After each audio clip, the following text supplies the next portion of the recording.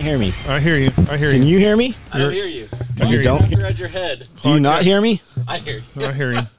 You want this? Are you trying to cappy me? Are you I don't podcast? think I'm Cappy at you. I'm gonna put this. I hope everybody knows who Cappy is. Do not let Cappy death go in vain, or in don't let it. What words am I looking for? I can hear me. There you are. God, I sound good. Yeah. You do sound good. Podcast at Pulling the Thread podcast episode 17. 18. We're on 18. 18. Yo. To Beyonce and in. It's not very loud. It doesn't need to be loud. We're going to turn it off in a minute. Let me ask you this real quick. Okay. Do you know this Marine? You do, actually. Do I? What's his name? Chesty Puller? No, that guy. Chesty Puller. We used to have drinks. Oh man, it was stuck. My Instagram does weird shit. Let me see if I can find this. I shared it. Never heard of him. No, you've heard of this guy. Oh, it's not there in my stories anymore. Couldn't have been that good then. Oh shit, man! I had it in my head. I have a list of things. I need a person to stand in the bathroom with me when I take a shower to write down my thoughts. This dude posts a picture. It was really funny, right? It's a picture of two Marines, snipers, and they're in frog chest rigs, and they're standing together. And he's like, "This is the reason for all my back pain." And he's like, "Nope, the VA says not service related." Yeah. He had all of it, right? Yeah. So I had messaged, and I'm like, "Hey, you know, Scully, it will be here tomorrow to do a podcast." He's like, "I totally know Scully. I will watch." You know that Vic. Yeah, Vic. I can't remember his name. Vic. Yeah, Vic. A lot of Vics in the Marine Corps. Recon dude? Recon dude. I don't know. I probably don't know. I mean, you know, Recondos, they're a special breed.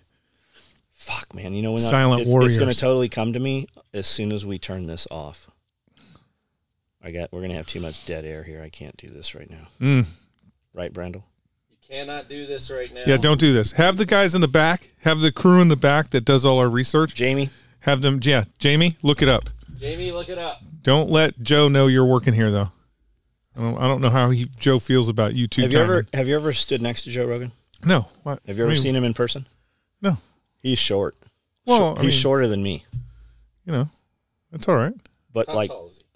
He's not. Okay, Sierra Element Official. That's his Sierra Element Official, and his name is Vic Lopez. Oh, I know Victor Lopez. Of course you do. I know the guy. Yeah.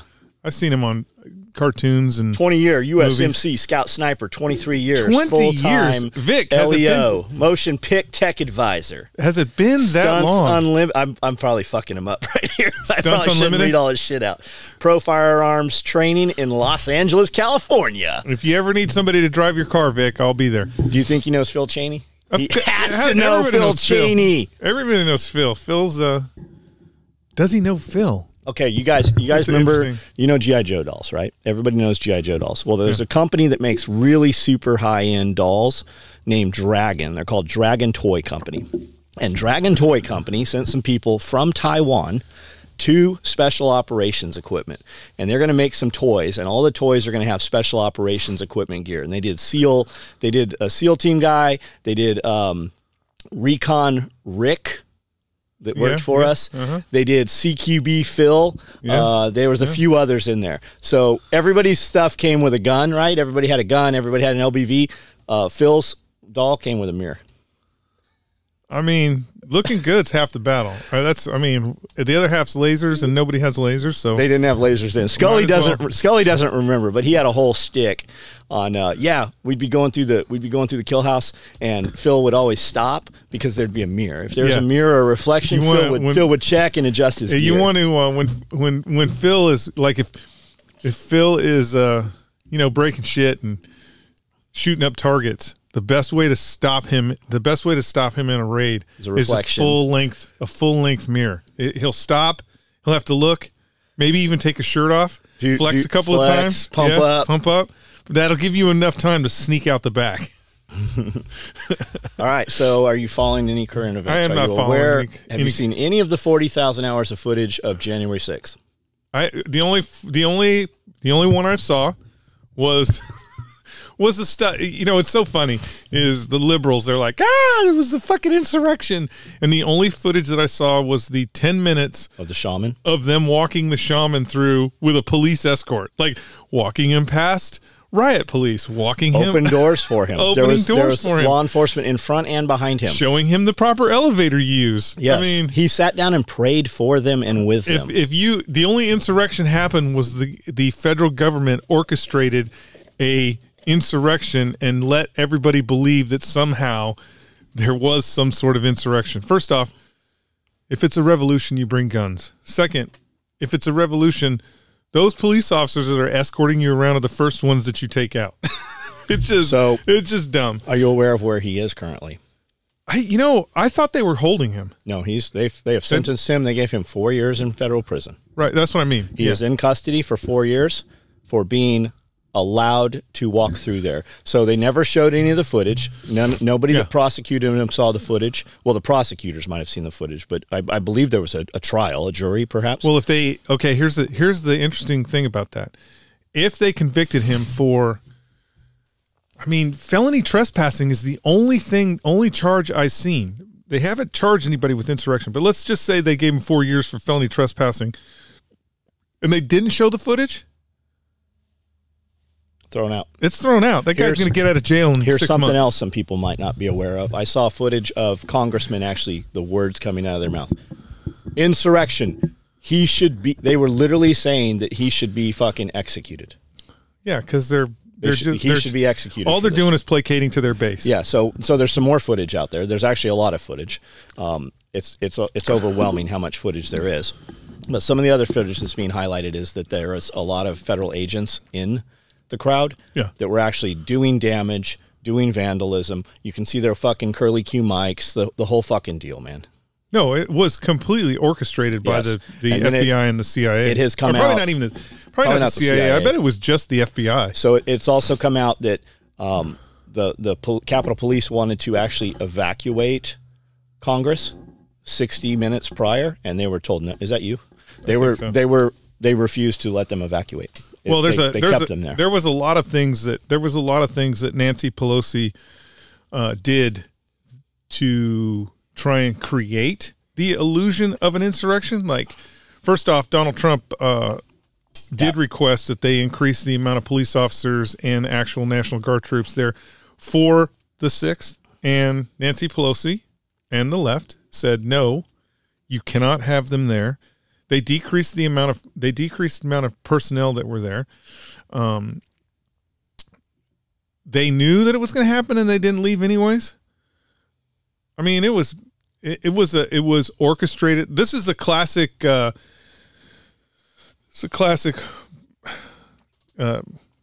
Bay of Pigs. It's classic Gulf of Tonkin. This was a red herring that your federal government made you go on. So on the other side of the Capitol building, you had what you would think are Trump supporters, right? You had MAGA shirts and red hats, and they were breaking windows and shit. And you had other people in the crowd be like, "No, you are not with us," pulling them back and shit. Yeah. Well, there's actually video footage of when the kind of push on the front of the Capitol happened.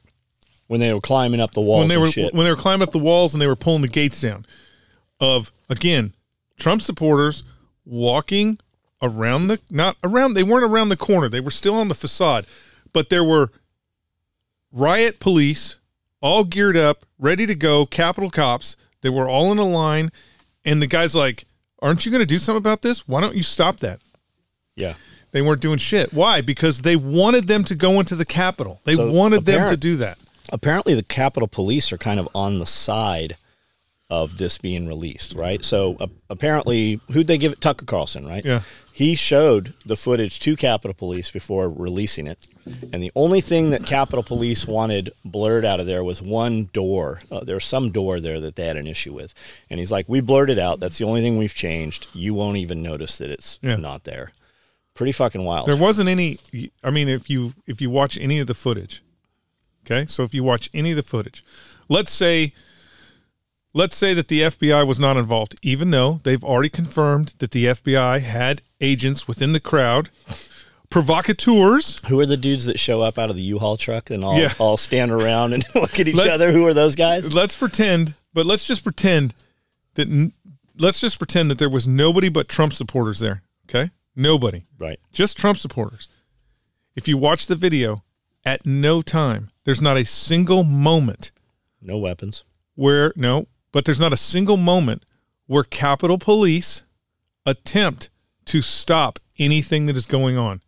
Like there's no line of Capitol Police with riot shields marching them back to where they're supposed to be. There's not at any point in time. There's always just one Capitol Police officer, two Capitol Police. There's never a group. That tells you that they weren't attempting to stop them at all anyways. So even if the Capitol Police were there to enforce law and it was nothing but Trumpers, at no point in time was the Capitol Police doing anything that they should have been doing. So it was a fucking setup. It was a complete setup. That's all it was. It was just a setup to make Trump look bad. They used provocateurs. So you had FBI agents in the crowd. You had people who were on the FBI payroll in the crowd that were solely there to rile up the protesters. So technically, that's entrapment. It was all bullshit. I mean, there's a historian going around that's getting a lot of play right now. Turns out he's a current speechwriter for Joe Biden, and they're like buddies, man. Joe Biden, he's just my superhero. So he goes out saying all kinds of stuff about DeSantis, saying DeSantis is Mussolini, and he's just like Stalin, and DeSantis is passing these laws, and they went through them and just boom, boom, boom, one by one, actually showed what DeSantis said, and it's literally the polar opposite. Like, there's no fucking way that this guy said this and actually believed this. If your party is comparing the other party to historical figures in the past that were evil and not talking about their actual programs, boomerang. It's just a lie. It's 100% lie. If they're saying he's a Nazi and not talking about why he's a Nazi, it's just fucking bullshit. That's what they also said that. They said, have you ever noticed that when they throw that out there, it's always Nazi or it's Stalin, right? It's never Mao. It's never any of these other people. It's always just, that's the only one they know, right? Yeah. And they're burning books, and he passed a thing that you cannot have this genderqueer book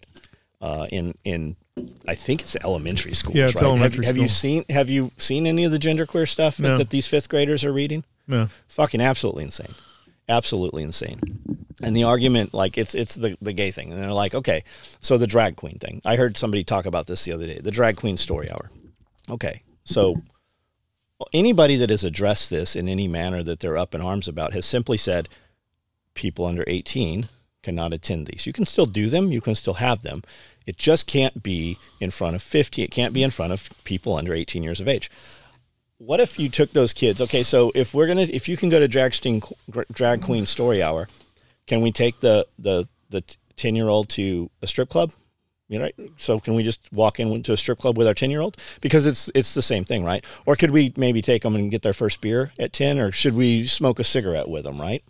Well, if you want to give them drugs that will castrate them and turn them into a female, or vice versa, you can do that at any age. Right. Right. But you can't smoke a joint with your kid. That's my point. Right. Yeah. So why don't we just have let's just do mandatory service for 10-year-olds. That would be nice. Well, yeah.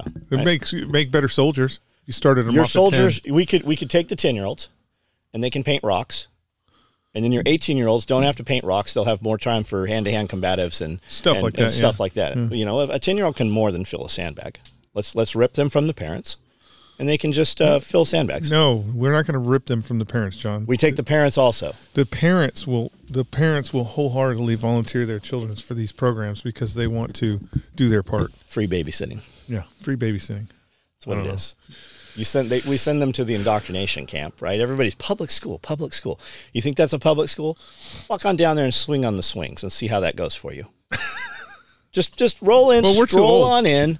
Yeah, but I mean, it's public, we're too right? Old, it's John. public though. Just stroll on in there. The truth of the matter is, we're too old. We're not allowed to go near schools, walk through public parks. We're too old. Right. The Karens will come after us. Yes, yes. Just if you want to keep saying public school, you go ahead and test that theory. Mark Joe Friday, our friend, Yes. who makes patches. He owns a company called Dumpbox. He's a. Can we? He's Is in he my. still? He is. Yes. He's still. Oh yeah. Oh, okay. yeah. That's cool. He's Yeah, a good. Miami Good for him. police officer, Good for and him. he's making more money. Is it doing true? Wait a minute, though. Is it true that all Miami police officers drive around in Testarossas? Testarossas? Is that true? Yeah, That they and he actually had a boat. He had a boat. He had a Yeah. rib. He has a beautiful house on the water. I'm Yeah. probably saying too much. Yeah. So he sends me this video, and I watched the video. It's probably 30 seconds long, right? Right. It's this Asian kid. Dude comes up to him, looks like he's in a Walmart. And he's like, "Hey, are you so-and-so?" He's like, "How do you know my name?" He's like, "Because it's my little brother you were offering meth with and said you wanted to have sex with." And the guy just starts leaving. He's like, "Why are you doing this to me? Why are you doing this to me?" And he gets in his car. He literally throws himself on the ground. And he's like, "I'm pooping myself." And then he gets in his car and fucking takes off, hits a curb, and ends up hitting a fire hydrant. And the car goes up and gets caught on the fire hydrant. And I'm like, "You got to be fucking kidding me." I go, "Is this from a movie?" He's like, "No, this is real." I go, "Bullshit." He goes, "I'll send you the whole video." Apparently this happened in his neck of the woods. Fucking the craziest shit I have ever seen. Like this guy is so lucky that the brother didn't just beat his head in with something here while this was going on. I mean, we are making weak people, John. Right. So, okay. So weak people, right? Is that by design, or is that is that a byproduct of something else? What do you think that is? I think it's a byproduct of social engineering. But on purpose, like the powers that be, like I feel like the United States is being diluted. Well, right? The reality is the United States of America is the great melting pot. There's no other country in the world that is integrated as our country with all different, whatever races. There's no other country that's integrated as much as the United States, which truthfully makes us better. It does make us better. It is the reason why we are the greatest country in the world. And anybody who says that there's a better country is full of shit. They're not. They're all trying to emulate the United States. Some are better than others, but the reality is this is the greatest country in the world. I think the problem is when things are going very well, you want to socialize in. For example, let's just look at it this way. If you have real problems, you're starving, right? You have real problems. Those are the problems that you're going to focus your effort on is fixing the real problems. And when you have fixed real problems as well as we have in the United States, your Karens start focusing on problems that aren't real, right? They're focusing on things that aren't real. So much so that they have to make them up.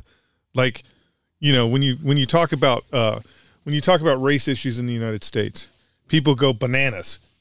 It's not real. I mean, yes, there are racist people in the world. There are racist people here in the United States.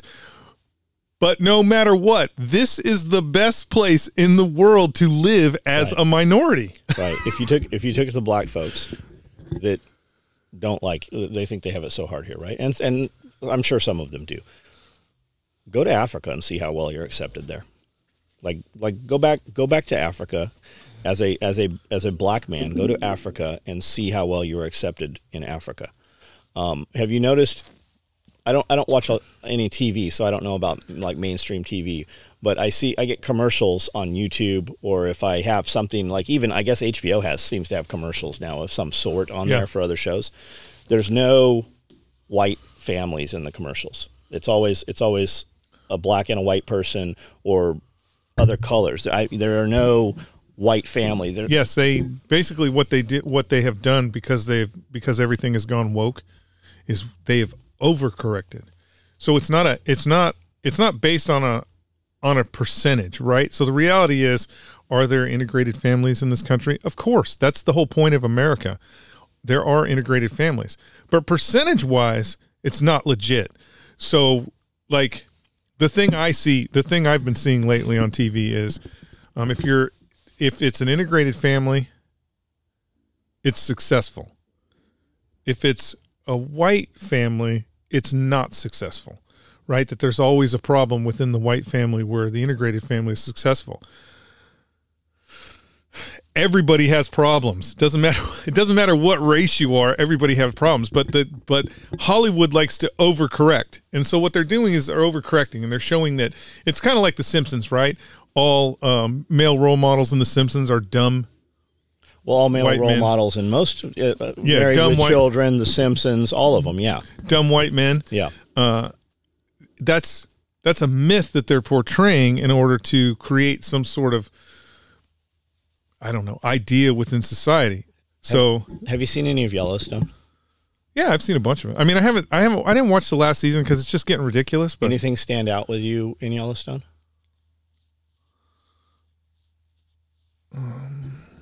The main focus of that they do a lot of killing in Yellowstone. Well, the main focus in Yellowstone, right, is Dutton. Right. He wins. He always wins. The hero in the movie. Yeah, and that's why the reality though, the reality, and this is the thing that Hollywood can't get around. Right. The reality is that's what people want to see. People want to see winners. Yes. They don't want to see losers. They don't want to see losers. They want to see winners. And that's why that show is so successful. Now it is just, the thing that most, and I know all you Yellowstone fans are going to go bananas. It is just Dynasty.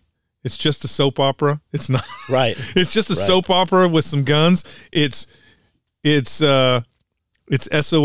It's Sons of Anarchy, but with cowboys. You know what I'm saying? They have the reality is they pick good actors that are able to do that job very well and make them believable. I mean, Rip, for Christ's sake, Rip is a redhead. Yeah. Rip looks nothing like Rip. Doesn't look nothing like Rip. Somebody pointed out to me that he was in something else I had seen, and I'm like, no fucking way. Like the reality. I mean, imagine how many Carhartt jackets they're selling right now. I know him and Tractor from Supply. I know him from before Rip, and his acting is 100% different for this show. So they picked really good character actors. Maybe that's maybe that's the caliber of people he's around right now. They have good writing. And so it's a popular show. Now it's is it on hiatus or something? No, right it's because you have, when you have somebody like Kevin Costner, or let's say when you create a show that uses well-known actors that get paid very well, they don't have to do 15 episodes in a year. And I feel like he's funding this somehow. No, he's not funding it. So a lot of people have this idea that that's his place. It's not. It's not his place. There's a really good YouTube channel.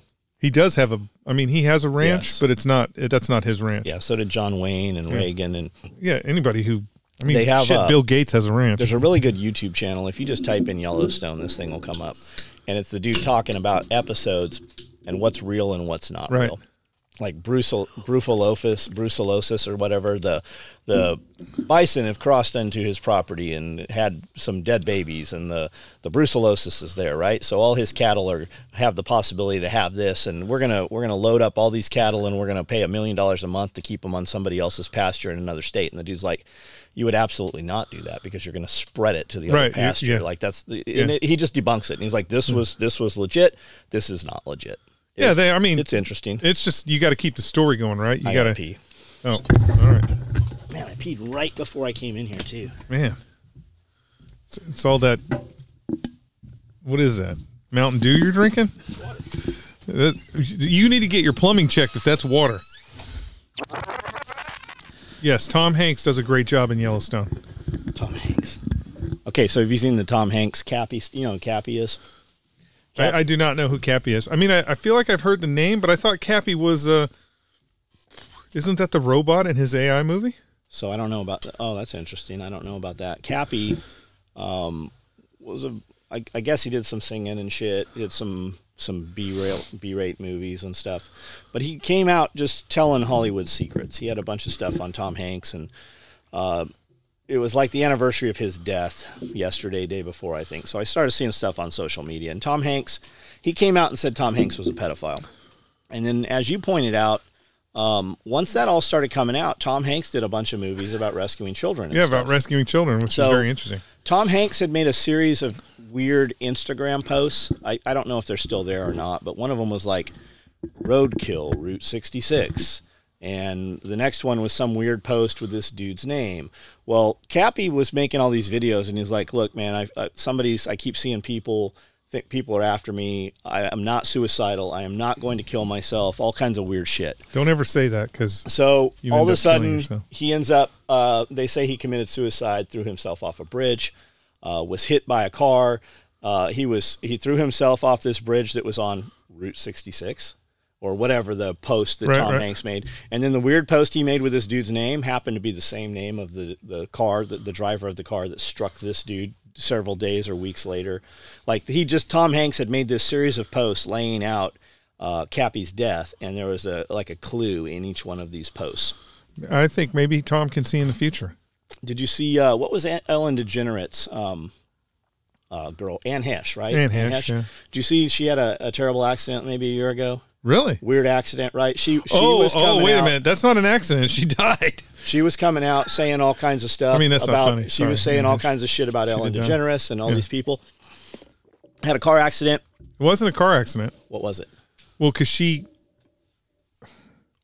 was either she was under the influence of something, because that was the second house she crashed into. Okay. She was crashing into cars in the houses. Did you see the aerial footage of her on the gurney when they were putting it in the ambulance? That was so long ago. I did see footage. Is that where it like sits up and then sits goes up? Down? Yeah, yes. Sits up and goes back down. And they push it back down. The problem is the problem with post anything that's post. Like, I guess if you saw it live, if you actually saw it live when it was happening, that's different. But the problem with anything post... Do you mean like when the ATF was raiding David Koresh and slipped off the ladder and fired into the building? And then so they actually fired the first rounds, right? Because I was watching that live on CNN when it happened. Yes. And then all of a sudden that all went away. That all went away. It's never addressed anymore. That's the problem with post. I have especially today, like right now, there could be a video of me flying an F-18 in Kosovo somewhere. It just isn't real because I can't fly. You have to really, anything that you see. That's the problem with this. That's the problem with this world and the whole conspiracy thing. You really have to question everything you see now, because it all could be 100% fake. Like, unless you physically are like there touching it and seeing whatever's going on. You know, if the man wants to make a fake video of you jumping off a building and killing yourself, it can be as real as you jumping off a building and killing yourself. It's crazy how, where we are in this technological age, and how we are not regulating what is true and what is false. I'm not saying regulating, because again, you have powers that be in the government that don't want you to know the truth, period. But still, there should be somebody out there, Elon. Sounds like a job for you. There should be a way that you can, a piece of technology that would be able to tell what is real and what is not real, as far as, digital media, right? Like if we didn't have this green screen right here with all this fake stuff on there, you'd be able to tell that this was real or it wasn't real. I don't know. It's just, that's the problem. The problem is, if it's something in post, like, I know I saw the video that you're talking about, but I know I saw it days later. Was it real? Or was it something that somebody put out there so you would think something other than what really happened? Right. She could have still been alive. She was heavily medicated. People did see that. Now, was that a product of some Ellen DeGeneres conspiracy? Or could Ellen DeGeneres have just made her fucking go crazy? Because the reality is, and that's the thing that has been coming out about Ellen, is she's a bitch. Like, nobody likes her in real life because she is just a mean. And then, you think about Ellen, she's had so much power for so long and people believe this TV persona, that she can get away with things behind the scene that people just wouldn't even... Like Oprah. Yeah, like Oprah. Like Oprah, snatching up young ladies and giving them to Harvey Weinstein. you have this persona that everybody believes is, oh, everybody gets a free car. But what I'm really doing is providing underage girls to Harvey Weinstein. Right. Did you see they're trying to burn Liv Tyler. What's her dad's name? Steve Tyler. Oh, right? Steve Tyler. Yeah. So apparently he wrote a book, and he was like, yeah, I had this assistant that traveled with me all the time. She was barely old enough to drive. So her parents signed her over to me, so I had guardianship of her, and then that became his girlfriend or whatever. So they're literally trying to burn Steve Tyler now for something. I guess the book's been out, and this all happened. It's been out for a long time. 70s or 80s. Yeah, or maybe late 60s. Yeah, so they're coming after. They're trying to unperson him, or whatever. They're not going to be able to do anything to him. I right. mean, the reality is like Yoko Ono. Yeah, the reality is, if you've seen him lately, he's more woman than man. So, is he? Are you aware that another staffer of the Clintons has died? No, but I mean, why would? Okay, well let me tell you what happened. What happened? The jet landed. The jet landed, and she was dead. Just dead in the jet. Nobody knows why. Nobody found a weapon. They said it was turbulence that killed her. Turbulence. Turbulence. Was she the only one that was killed by the turbulence? I believe only one. I believe so. Interesting. Turbulence. There's been a lot of weird shit going on in flight. Remember, when the pilot puts on the fasten your seatbelt, that's why, because you don't want to get killed by turbulence. They had some passenger liners. I believe it's a U.S. passenger liner. I don't know what carrier it was. Fell 4,000 feet. And damaged some people. There's been a lot of crazy shit happening. Did you have any internet issues the last week? I didn't. I actually had no power for 3 days, and thank you. Damn it, I don't know the name of them. The gas company in my, not the gas company, the electric company in Waverly, Tennessee. I have my internet through them. Internet never even, once my generator fired up and I had electricity, the internet was on the whole time. Did your generator auto fire? Yeah, I got the Premier package. It auto fires, it turns itself on, it turns itself off. Somebody come install all that? Yeah, it sends a message I believe it's every week. It turns on for 5 minutes, sends a message to my electrician or my local representative, and so they know. Is it through Generac or who'd you go with? Generac, yeah. How'd you find those guys? How did we find those guys? I don't know. I know Sperling got one on his place. Basically, his neighbor had one, and his neighbor's like, it's the greatest thing since sliced bread. And then so John got one on his place, and so I was there when they came and did all the install, and I'm like, gotta have it. They have a little Gotta have it. They have a little building. It's about half the size of this in Paris. Okay. It's very industrial, very neat looking little building. And it's a Generac location, right? And they'll come out and do your solar and do your. It's just a dude there and on a desk, What'd that cost? That system? Mine was $10,000. 10,000 turnkey, runs everything in the house. Like power never went out. Yeah. Well, okay. Power. Okay. So how the Generac system works is, it takes about 2 minutes for the generator to spool up and get to temperature, right? So like an old car. I don't want to say like an old car, but it needs a minute to spool up. So power goes out for about 3 minutes, and then the generator turns on, and you never know. Like the generator turns on and everything in the house works. Okay. Do you have to run around like, oh shit, the generator before it warms up, we need to turn these things off? Nope. Everything just fires right up like it's supposed to. I'm having a brain fart. So it works. It works perfect. It runs, and then what happens is when the power kicks back on, it disconnects from the system. Automatically, so you don't fry any. So when the you don't even know that the power has come back on. It disconnects from the system. It runs for 3 minutes to cool down, and then it shuts itself off. But you can hear it. Like you can hear what it is. Yeah, what I'm saying is, like, if you don't hear it, like if there's certain places in the house where I don't hear the generator. It's not super loud. There's a little bit of hum. Your neighbor definitely knows it's going. Well, I live in a weird place, so everybody knows that my generator's going, but there's the other 3 houses there's only one house, Mrs. Carter, who doesn't have a generator. And she can't hear anyways. She can't hear, but I always there's a running joke that, like Mrs. Carter is the hardiest woman on the face of the planet. She's just a sweet old lady who lives in the middle of the woods all by herself.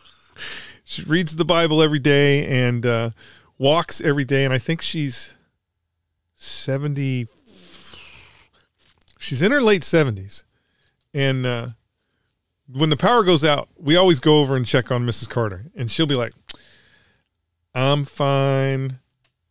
I got a candle. Everything's going to be good.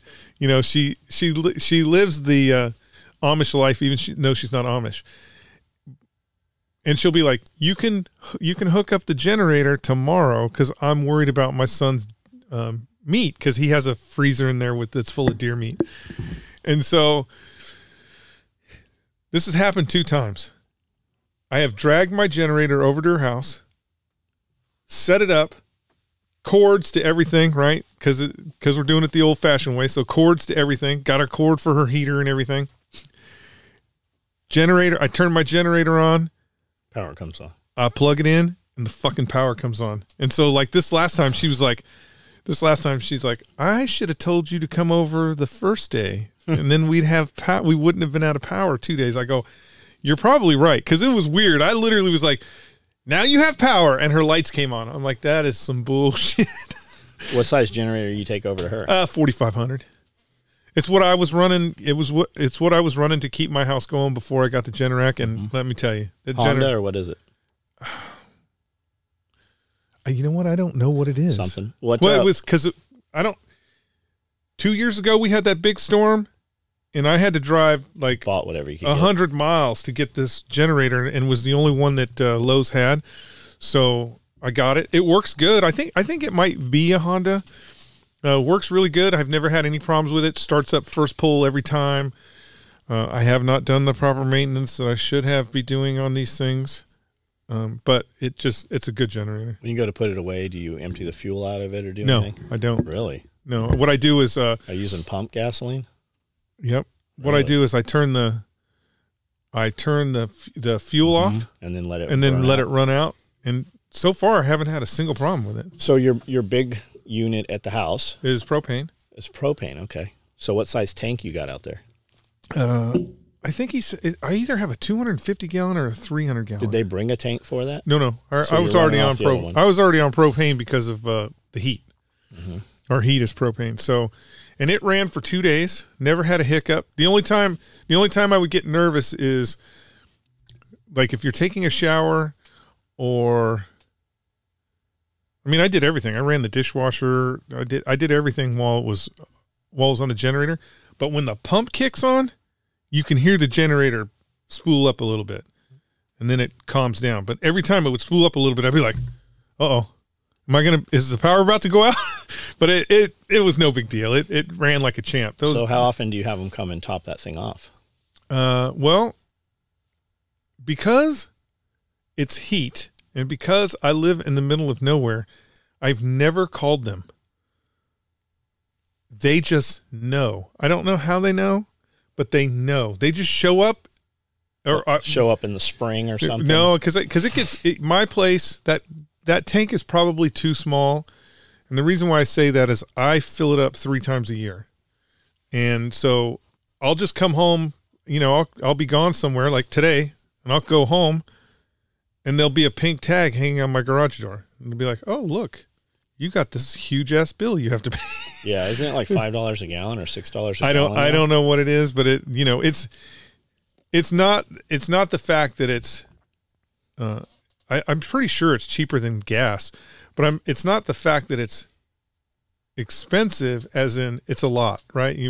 You're it's like going to the gas station. It's not like putting 20 gallons in your truck. Yeah, it's not like putting 20. It's like being a truck driver and you got to put 100 gallons in your 200 gallons in your semi truck. That's an expensive bill. So it's just that bill that shows up that you weren't ready for, and then you're like, oh, I got to write a check for this. Yeah, and there's a lot of digits. There's a lot of digits there, so you pay it. It's not. Again, I'm not complaining. It works good, and the service I get out there is really good. I think it's just because everybody out there is on propane, so they kind of know when it's going to be at the same time. Yeah, when it's going to be out. I technically have 2 propane tanks. I have one behind the garage that ran a, one of those wall heat buddies. Those work really well. it works good, but I don't ever use it because it's not like I'm camped in the garage. So that tank has been full forever.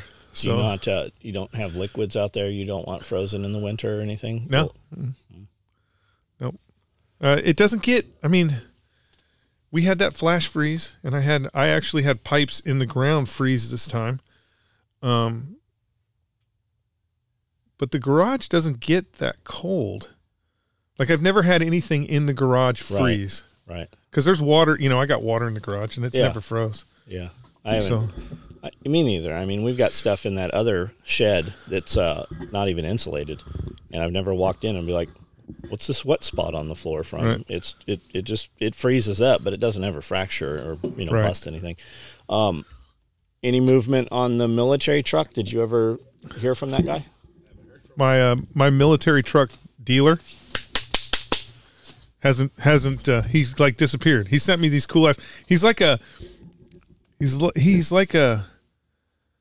phantom almost. He sends me these cool ass pictures of like, look at all these sweet ass military trucks I have in my town that are for sale. Oh, we're talking about this guy. And then that's it. I'm like, yeah. Do they run? How much are they? Did you see the one at a dealer? Like the one at the dealer, I was like, oh shit, if it's at a dealer, I'll get that right now. I'll finance it through the dealer. What's up? And he's like, your $5,000 truck will cost $80,000. Whatever. I don't care. I'll be driving a 5-ton dump truck. Did you see the video? Did you see the one I sent you the other day, yesterday? I did not. So it's in. Oh yeah, no. Yes, I did. Could we drive that back from South Carolina? I did see that. Would that be a miserable drive? No, it'd be fun. I like driving that shit. I mean, you could pay if you listen out there, internet world. If you have a military vehicle that's like 10,000 miles away from your house, okay, and you're like, oh, I really want to buy this 1968 Deuce and a Half with no heat, no air, It only goes 50 miles an hour on the freeway, and you're like, I don't know how I'm going to get it here.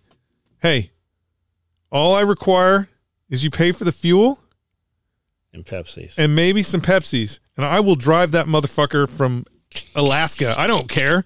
It's just so fun to drive those things. Could we just take a wrecker and put it on the back of the wrecker? Yes, you could. I mean, we know somebody who has something that would pick that up and semi-truck it back home, but that's not. There's no fun in that. Okay, so this is a bobbed. They've taken the rear axle out. It's a 1970. It's a true multi-fuel. True multi-fuel. Yeah, and it looks clean, man. I wonder. You know what's interesting about they've redone it. It has a. I believe that's a Humvee maintenance box on the back of it, or it might be just a maintenance shelter. They didn't show any pictures of the inside of it, so I wonder how gutted and ratted it is on the inside. Yeah, you can see the road. Because I did notice from the front pictures, you can see there are vents on those shelters. One is for putting an air conditioner, having a military air conditioner unit in, and the other one is, I think it's some sort of exhaust, but those vents are gone, and there was sheet plastic in those windows. So that doesn't mean anything. I mean, if the goal is to have a 5-ton truck, who cares about the shelter? Really, you could pull that fucker off and throw it on the ground. Well, if it's got the shelter on it, means it doesn't go 55. It means it probably goes 45. Yeah, well, yeah, it definitely goes. Well, no, because it's catching all the wind. That shelter is not going to slow that truck down. Okay. Shelter's not going to slow that truck down, but it is definitely, you're going to watch that gas needle go, because just like you said, it's going to be a sail against the wind. Yeah, I saw an 8-wheel Oshkosh. Okay, yeah, brand new. Like that sucker. I think it had 500 miles on it. It was awesome. The wrecker had everything was on it. It has 46. No, this had bigger wheels. The Deuce and a Half had 46s. This thing had 53s, 53-inch wheels. That could be correct. Yeah. What was it? Let me guess. It's the Oshkosh Hemet, you know. Yeah, let me guess. 56,000. Yeah, it was right. It was probably around there. Yeah. The anything that is utility wise. So when you're talking about wreckers, or you're talking about like even dump trucks, when you're talking about 5-ton dump trucks, there's always a price. There's always a price hike if you can use it for something civilianish, right? So the wreckers come at a premium because They have really good fucking tools on them, and they can really move heavy shit. Plus Heavy D's out there buying all that shit. Yeah, Heavy D. Come on, stop. You got a helicopter, for Christ's sake. What else do you need? He has several helicopters. He only has one helicopter, John. All those other things are toys.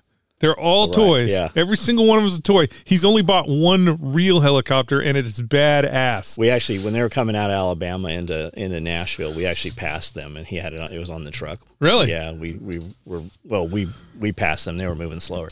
Have you seen? Shit, I forgot what I was going to say. I haven't seen it. Yeah, I missed it. Yeah, but Heavy D has got. Yeah, he's got some. I think he's got a damn Oshkosh. I'm pretty sure I've seen him rolling out across the Salt Lake Flat. So we have to go rescue something with one of those trucks. Yeah, we have a customer that was on live feed last week that something with Unimog, and he's like, yeah, but those tools that the Unimog come with, they all suck. Like he has the hydraulic chainsaw or something. Do you have the chainsaw for yours? I have the chainsaw. I have the screw jack. I don't have the jackhammer. The jackhammer is the only thing that I'm missing. But I do have the screw jack or the screw. Basically, it's just a jackhammer drill, and then I have the chainsaw, and I have the. Do you use it? I have a problem with my So, the hydraulic system that runs those, implements, is run off the front hydraulic system. The front bucket. Yeah, where the bucket is. The front hydraulic system is run off a belt off the engine. And if that belt is not perfectly timed, I don't want to say it's not timed, but it's, we call it, aligned? No, it's tensioned. If the belt's not perfectly tensioned, then that hydraulic system in the front doesn't work super good. So I can run my bucket, no problem. But when I go to use the hydraulics, the tools, I have a tension problem. So I haven't used any of the side hydraulic tools, even though I bought a bunch of, like I got the 2-inch trash pump, and I bought a generator that hooks to that thing, so you can run power off the Unimog. But again, when somebody goes, those tools aren't that good, you have to again remember the fucking Unimog, the C tractor, the the Flu 419, that's 1980s military tech, which means the tools on there are from the 70s. But couldn't you, rather than buy the chainsaw, for instance, wouldn't you be better off buying a $500 steel chainsaw and just putting it in the truck? But you can't hook the steel chainsaw to the truck. That's no fun. You have a hydraulic system. You have to have the hydraulic tools. I mean, I don't know. So you can't have no broken blades in your Swiss Army knife. Yeah, you can't have broken blades in your Swiss. That's true, John. You have to have the blades that came with the truck. I don't know if the chainsaw, like I've seen videos of them using the chainsaw, and the chainsaw seems pretty light duty. Like it seems like something you would use to trim trees, kind of like, So the chainsaw does seem pretty light duty. Now the screw jack and the auger. The screw jack and the goddamn chisel they're still top of the line. Like they're still, if you go to Stanley Tools and you're looking for an underwater screw jack or a jackhammer, that's the one you're going to get anyways. Now there's a couple of versions above it, but above it it's all about weight. So the higher you go in the number, the heavier the unit is, which means the more it can do. But the two that are on there, I think it's the 67, the BR67 and the BR45. Those are kind of the middle of the road. Like the railroad is still using them, right? They change the heads out and they're using them to put in spikes, but it's still a very, like, if you go buy one right now, brand new, they're $3,000. So. And theirs run on hydraulics? And theirs run on hydraulics too, yeah. The ones the railroad uses? Same thing with the railroad. Or they attach to those trucks that go on the rail tracks? Just the trucks that are attached to the railroad tracks. Yeah, they're still using hydraulics. Because you can't get... I don't think you can get the type of pressures necessary from a unit that is not hydraulic. you can get better pressure. You can get better pressure out of a hydraulic tool to do more damage. So, like even if you see road crews, you know, city road crews, they're using some sort of hydraulic jackhammer. So, I mean, the tools aren't great. I mean, the reality is the Unimog itself. Okay, again, 1980s technology. The bucket isn't spectacular. It's very slow to operate. Like it, you know, it's slow. The excavator,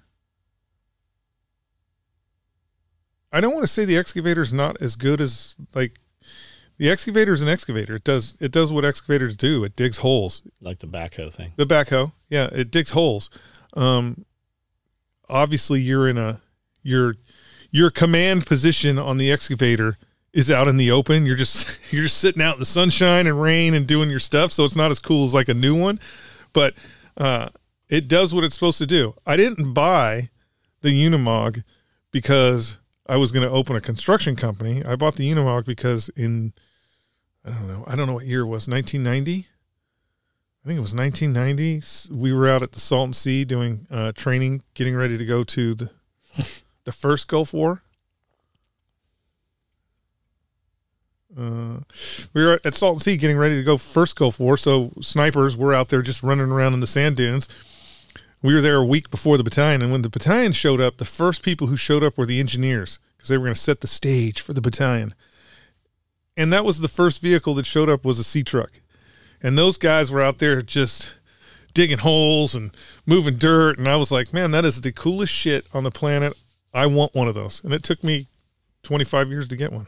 Wouldn't a skid steer and excavator outperform that? You could get most of your 4-wheel drive skid steers would outperform it in the sense of this thing is very heavy, right? So it's 16,000 pounds and it is 2-wheel drive, or I mean it's 4-wheel drive, but it's wheels. So, you know, you're going to spin your tires before you're going to dig anything with the bucket, and technically you're not supposed to dig with the bucket, but it's heavy, so it sinks in the ground. You got to wait till it's dry out to really fuck around in that vehicle. It's you know, when you go, you can lock all the wheels, and that thing is unstoppable when you lock all the wheels. But when you go back out there the next day, there's a rut that is 20 inches deep that you just, you know, it's got great ground clearance. I love just like usually every day I will go out and spend 30 minutes just driving it around. There's a lot of just moving dirt or whatever because there's a lot of, I get it. There's a lot of levers and knobs and shit you got to do. So it's actually fun it's fun to play with. So I've dug holes that mean nothing. Yeah. Like I'm digging holes and moving dirt that don't mean anything. So I really love the truck, but ultimately it's why I need the 5-ton, because I'm creating these dirt piles that I need to move, because I do have places where I want dirt. I want to level out some ground and stuff. And so I do have places where I want dirt, but my Kubota and the C truck, it takes a long time to move dirt in buckets. Whereas if I'm just putting it in the 5-ton, then I can move a substantial amount of dirt. So I have to create basically a construction company so I can play Tonka toys in the backyard. So I was thinking tracks, not wheels for a skid steer. That one, mine has. Oh, your skid steer. I'm thinking excavators. You know what you really just need is you just need a really big bulldozer. Funny thing. For just a couple of days. Funny thing is I don't know how to operate a bulldozer. Yes, you do. We had one here. I've seen you drive it. I know, but I don't really know. Like, you get me in a bulldozer, I can push dirt around and kind of make it good news look cool, but I don't know how to operate a bulldozer. We have a friend who has a giant bulldozer. I know, but again, that costs money. Me running the Unimog around only costs me, I don't know, $2 an hour maybe. Would you be mad if we just showed up with a big ass bulldozer? Well, yeah, because the reality is I don't have work laid out. Because the bulldozer doesn't do me any good. I do need the dump truck. We're just going to take your high spot and we're going to push it to the low spot. I mean, you know, I do need my 100 yards needs to be flat. He could do it. I know he could do it. I know he could do it. I know that the individual could do it, and I know he could do it in 10 minutes. But it becomes one of those things where it takes longer to load the equipment than it does load and unload. Who are you talking about? I'm talking about Hicks. Yeah, that's what I'm talking about. Yeah, Hicks. I know he could do it. Yeah, we're going to push this pond in on itself. After you put the concrete in? Other pond, the upper pond. Yeah, that's what I'm talking about. The after you put the concrete in with the shaft, you need a shaft. Maybe. There has to be a vertical shaft and a horizontal shaft. Now the horizontal shaft doesn't have to connect to anything.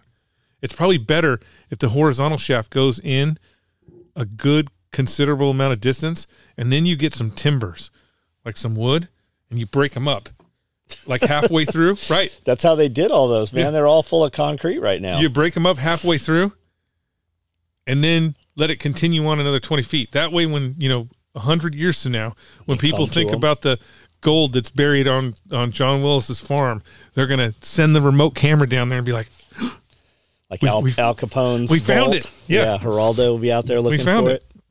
And then in the vertical shaft, what you need to do is you need to go to this year after Halloween when they're doing all the sales. You need to get as many skeletons. Oh no, we don't. We have scary skeletons. We have a shipping container full of them. Scary skeletons. Put them in, dress them up, and then just throw them to the bottom to the shaft, so that when the camera goes down there, they're like, "Oh my god, they must have did ritual sacrifices. Look at all these dead bodies." We have. I'll bet there's 30 of them skeletons. Yeah, but those are nice ones. You don't want to throw your nice ones down there. We're not using them. I mean, you never know. You never know when you're gonna need a skeleton.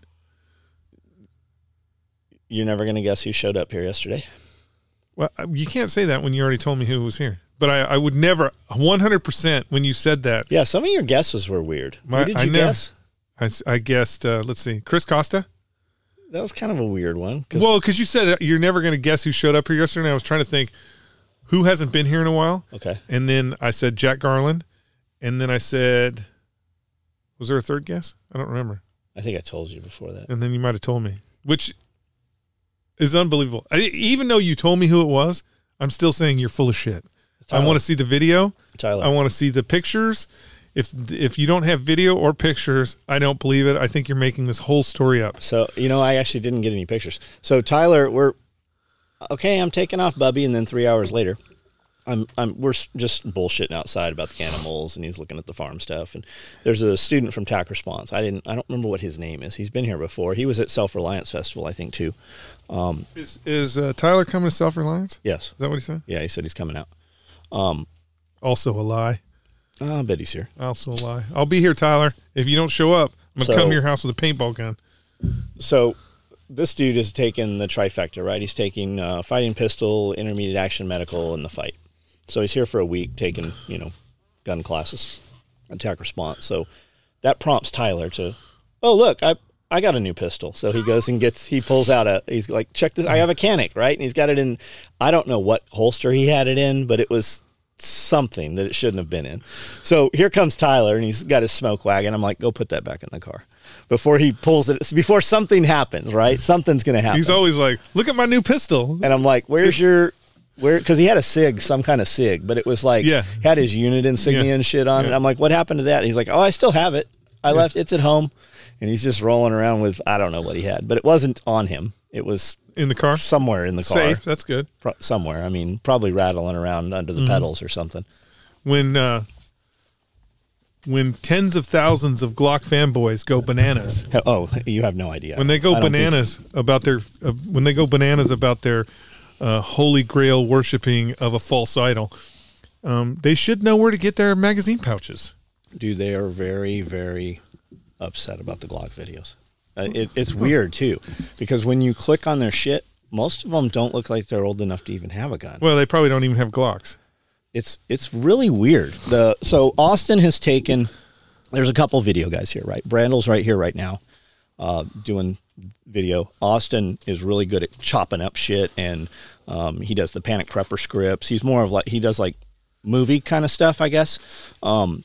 but he's really good at taking the parts that make people emotional out of these. He'll just take the little 15-second hook and he'll put it on YouTube Shorts and TikTok and Instagram. So he has taken, when we were talking about, well, we'll say it here. We were talking, when we mentioned Chris Costa the other day, Jeff was like, man, guys buy guns and they think they're going to go out and take a class and be able to just shoot like John Wick or like Chris Costa. And he's like, you know, Chris Costa has spent $1 million in ammunition, right?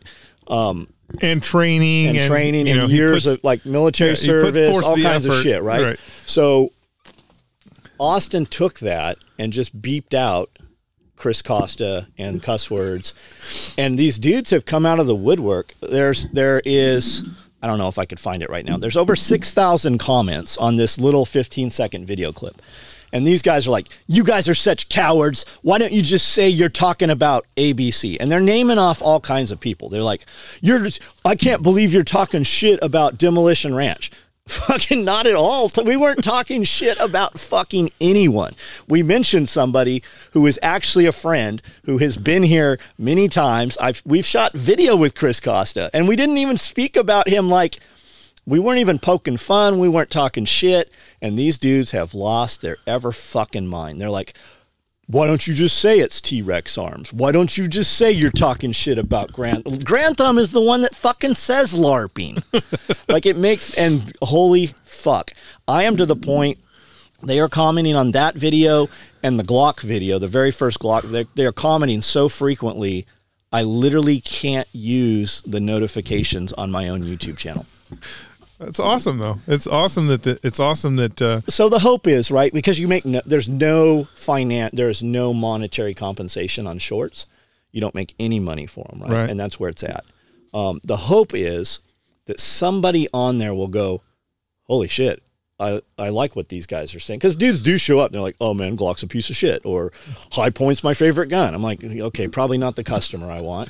But High Points need magazine holders too, man. Yeah, they do. Come on. And we do. I mean, the stick mags, we make subgun micros. And I don't care. I think that every man should, dudes are like, what knife should I buy? The one that you want. Like, I really don't care what knife you buy. You should go to the store and look at all the knives. And if you say, okay, I have $100 to spend, you should probably figure out how to spend a little more. Whatever you're comfortable spending, spend a little bit more than that, right? Let's move you into a $150 knife. And I want you to go look at them, and I want you to hold them, and I want you to not buy that motherfucker tonight. And I want you to go home tomorrow, and when you wake up, the knife that's in your head and the knife you think about all day while you're at work, you go buy that knife. And I don't care what brand it is, because whatever you buy, that's your money. You earned it. I don't care how you spend it. My life doesn't depend on your poor decisions. And the truth is, a $5 knife is a much better knife than a pry bar, right? You buy you a $35 knife and a $5 pry bar. That $5 pry bar will do all the shit that the $500 knife, right? That's why you buy $500 knives, because you're going to use them for stupid shit that you shouldn't use a knife for. So I've always had a problem with Strider knives. Okay. My problem with Strider knives is the reality with Strider knives is I've always been a poor Lance Corporal. And so you go into Strider knives and they're like, oh God, that's $500, which, you know, they're way more now. Fuck yeah, way more now. But like, you know, you look at that thing and you're like, that's $500. And then if you have the opportunity to get the knife, right? You don't ever want to use it. Yep. Because you're like, it's the knife. If you had so you don't ever use it. Yes. So like right now, you know, I've got a couple Strider knives, but right now there's a surplus store in Humboldt that has Strider knives. No, the surplus store in Humboldt. Throw it out. What's his name? I believe it's J&R Surplus. I believe that's right. But anyways, they get TSA confiscations. And so they have these bins. Yeah, you know, that's a thing. You can get them too. Yeah, but they have these bins, these huge bins that are just full of they're full of just the crappiest knives that you could find. But then every now and then there's like a good, something, not a high end, because I know the TSA agents are going through those things before. You can get string trimmers out of TSA compensations. Yeah. So lawn equipment. So every time I go there, because I think it's $5 a knife or something like that, every time I go there, I'll dig through that and just find. But you know they've already pulled the good one. Yeah, but I'm looking for more of the just the more of a utility knife, and I get like 5 of them, and then I just wander around the property and sprinkle them all around so that at any given time I can be like, oh shit, I gotta cut the string on the hay bale. Oh look, there's one right here in the hay bale. Whoop, I cut it. You know, I just try to sprinkle them around because it's hard. Like I had a strider in the not the Doom Buggy. What the hell is that thing I got? The Razor? Can-Am. I had a strider in the Can-Am in the little holder. It fit perfectly. And then it just disappeared.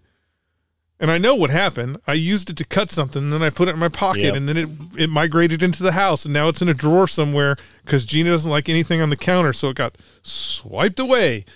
And now I don't have a knife in the Can-Am. So I just sprinkle utility knives all over the place. For cutting open things, you know what's better than a knife? What's that? A pair of scissors.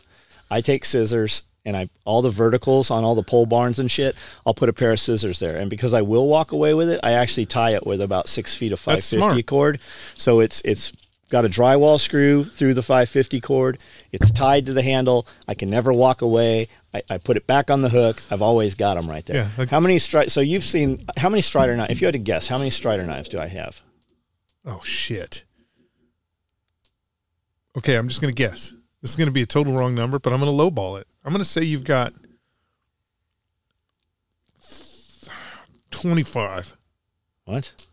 I just feel like yours are you're a tier higher. You get the higher tier ones, and I wouldn't think that you'd have a lot. So I'm going to say 25. No, I got hundreds of them. Hundreds. So so my point to all that was even having hundreds of Strider knives, dudes are like, "What do you carry?" I carry this one. It's a Microtech Strider collab. Yeah. Because I don't want to fuck up my Striders.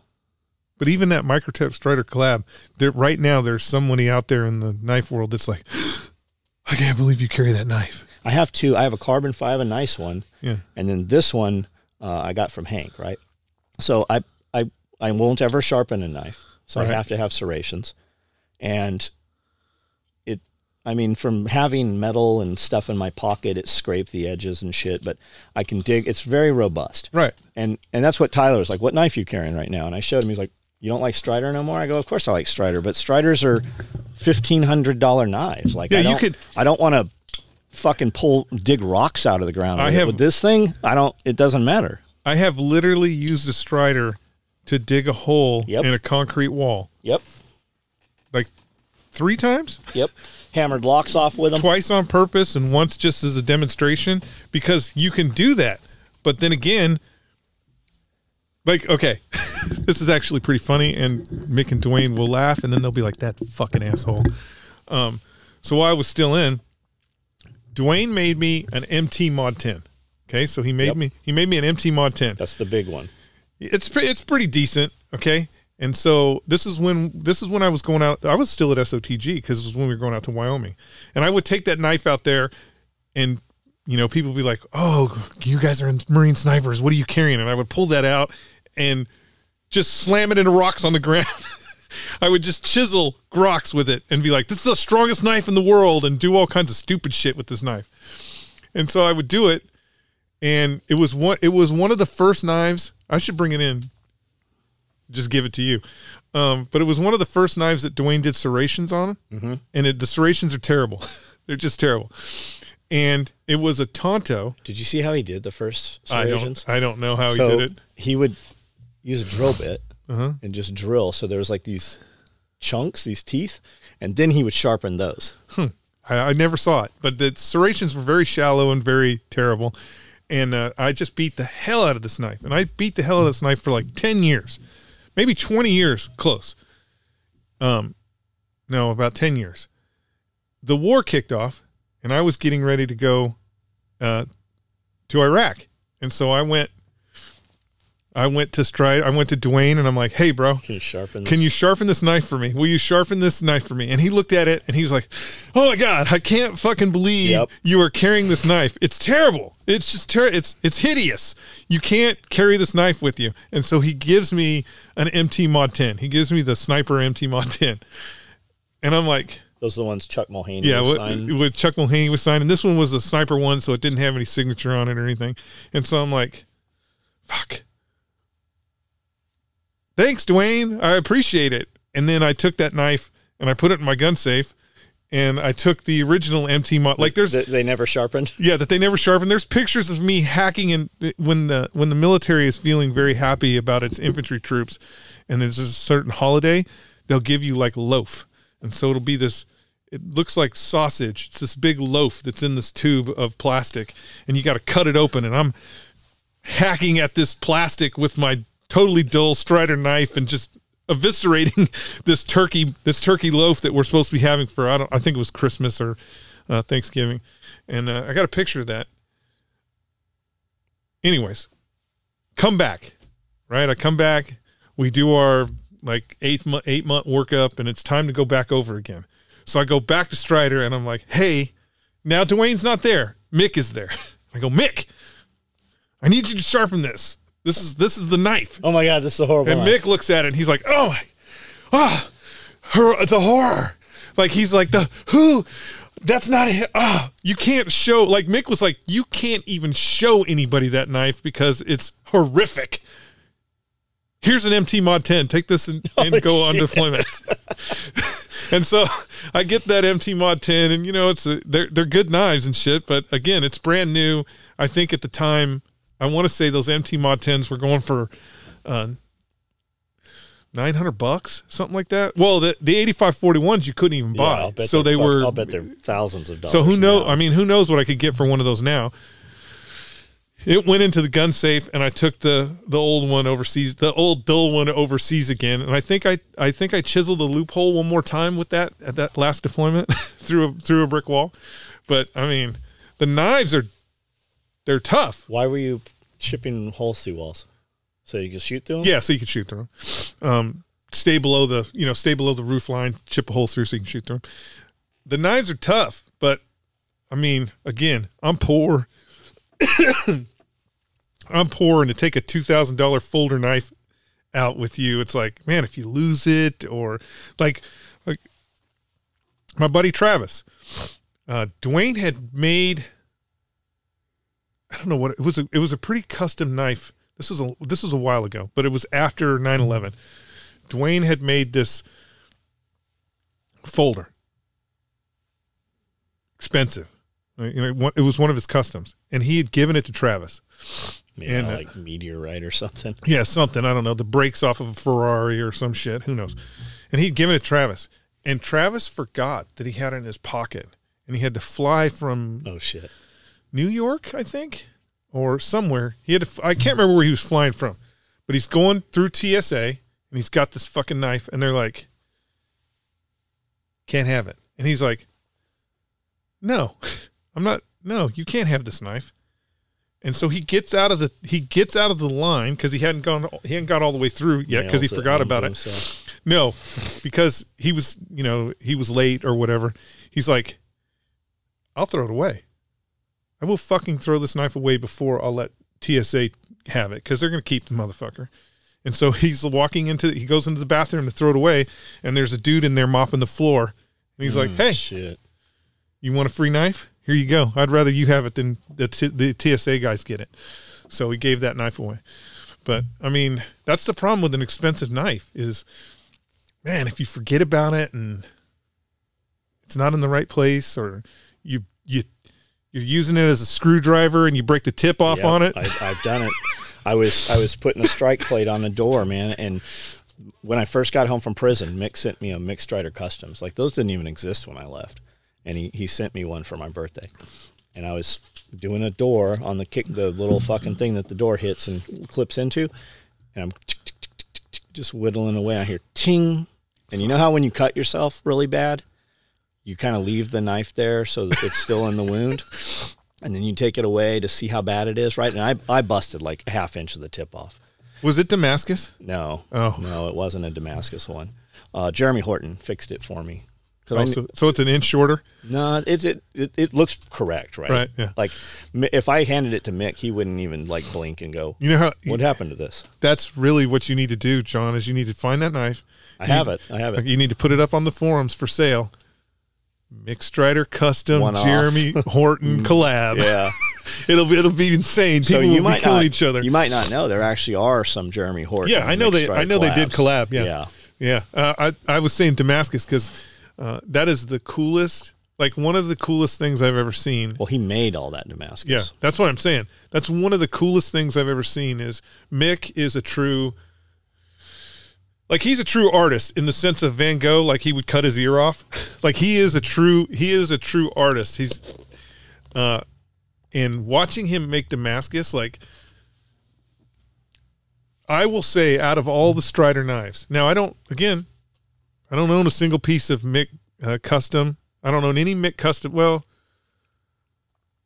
I think I have a DB that's not really a Mick custom, but it was like, we sold it as a am I going to get myself in trouble? Oh, Strider Knives doesn't exist anymore. So a kind of one of our production knives that Mick fancied up the handles and stuff, and it became a custom. Yeah, he still worked on it. Yeah, one of those. But that was a production knife, and so it wasn't $1 million knife.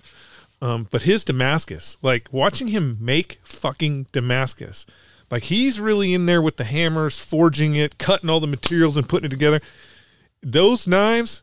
Like I tell people all the time, if you're going to buy a custom knife from Strider in general, they're worth every penny because of all the effort that he puts into making that Damascus. It's just amazing watching him make that Damascus. Well, it's got fucking copper and beryllium and all like crazy shit in there. Yeah, I mean, I've watched him do it a couple of times from from the ground where he's cutting all the sheets and putting them together and then heating it all up and using the power hammer to smash it down. Worth every penny. Where did the power hammer come from? I don't know where they got it. A lot of those came from original like Navy shipyards and stuff. I don't know where he got that hammer. I don't know where it came from. I don't think it's a Navy one because it was red. The whole thing was red. But it's a legit. Yeah. Again, Mick is an artist, and that was a legit. I take it back. I do have a custom Mick Strider. Oh shit! I got probably the holy grail of custom Mick Striders. I have. He was making a prototype for the Air Force, a tool that was supposed to be. You were supposed to be able to use this tool to cut through the aircraft skin of an aircraft so you could get inside. And he had made this tool that is pretty bitchin'. It's got an articulating head, but it looks like something that a Klingon warrior would carry. Is this that hawk thing, like the tomahawk ice axe thing with the hat has a sledgehammer that goes on it? No, it's so that would be part 2. This is the first thing that he made, and he made it all titanium handle. It's got Delron inlay into it. It's non-conductive. Yeah, and it articulates, but the head is really weird. And he had done that prototype for the Air Force, and it was just too expensive. Like in the long run, he's like, "Yeah, I made it too expensive." The Air Force, wanted 5,000 of these sitting in aircraft. They didn't want, right? These. It just was too expensive. And then that's when the other piece, that other unit they made that you could go through cinder blocks and shit like that. That was the baby of that. But he was cleaning something out, and I'm like, "Can I have this?" And he's like, "Yeah, I'm never going to make another one." So I got it hanging up in my house. It's fucking pretty bitchin'. Did you see that straight razor he made? I don't know if I did or not. I don't know. So he made a straight razor out of that Damascus that he makes, and it has a spherical bearing in it. And it went to the tactical. There's a show a lot of people might not know exists, and it's called the Tactical Knife Invitational, and it usually happens right after. Oh, okay, SHOT Show. yeah. And it's invite only, right? You can't go to it. You have to be a fucking big spender to go, and everything's like bid. So this knife, I saw a picture of this thing, this straight razor, and Amanda collects straight razors. She has a custom fucking cabinet with custom glass, and it's full of fucking straight razors. So I knew this thing existed, so I just said, "Hey, where did this end up?" Right? And it ends up that a friend of ours actually got this thing, and I was able to get it. And I got it for her birthday one year for Christmas. And I have that thing. And Mick's like, I'll never make another one of those fucking things. Like, that was one of the most difficult things I ever made, was that straight razor out of all the shit that he's made. But I wonder what the return, do you know what it originally sold for? I think it sold for $7,000. I mean, yeah, that's the thing. Mick will make these weird ass things that are like, he'll make some weird ass knives and shit, just designs, not necessarily weird, but not the norm. And he'll make them in a manner, like he'll make them out of Damascus or some weird ass fucking material. And they will command a high price. So like, even, the reality is, like, he's like, I'm never going to make another razor again, but you really want to punch him in the stomach and go, bro, it sold for $7,000. Make a dozen of them. I turned down $12,000 for it. Yeah, that's what I'm saying. That's one of the interesting thing about Strider knives that I thought was actually kind of cool is,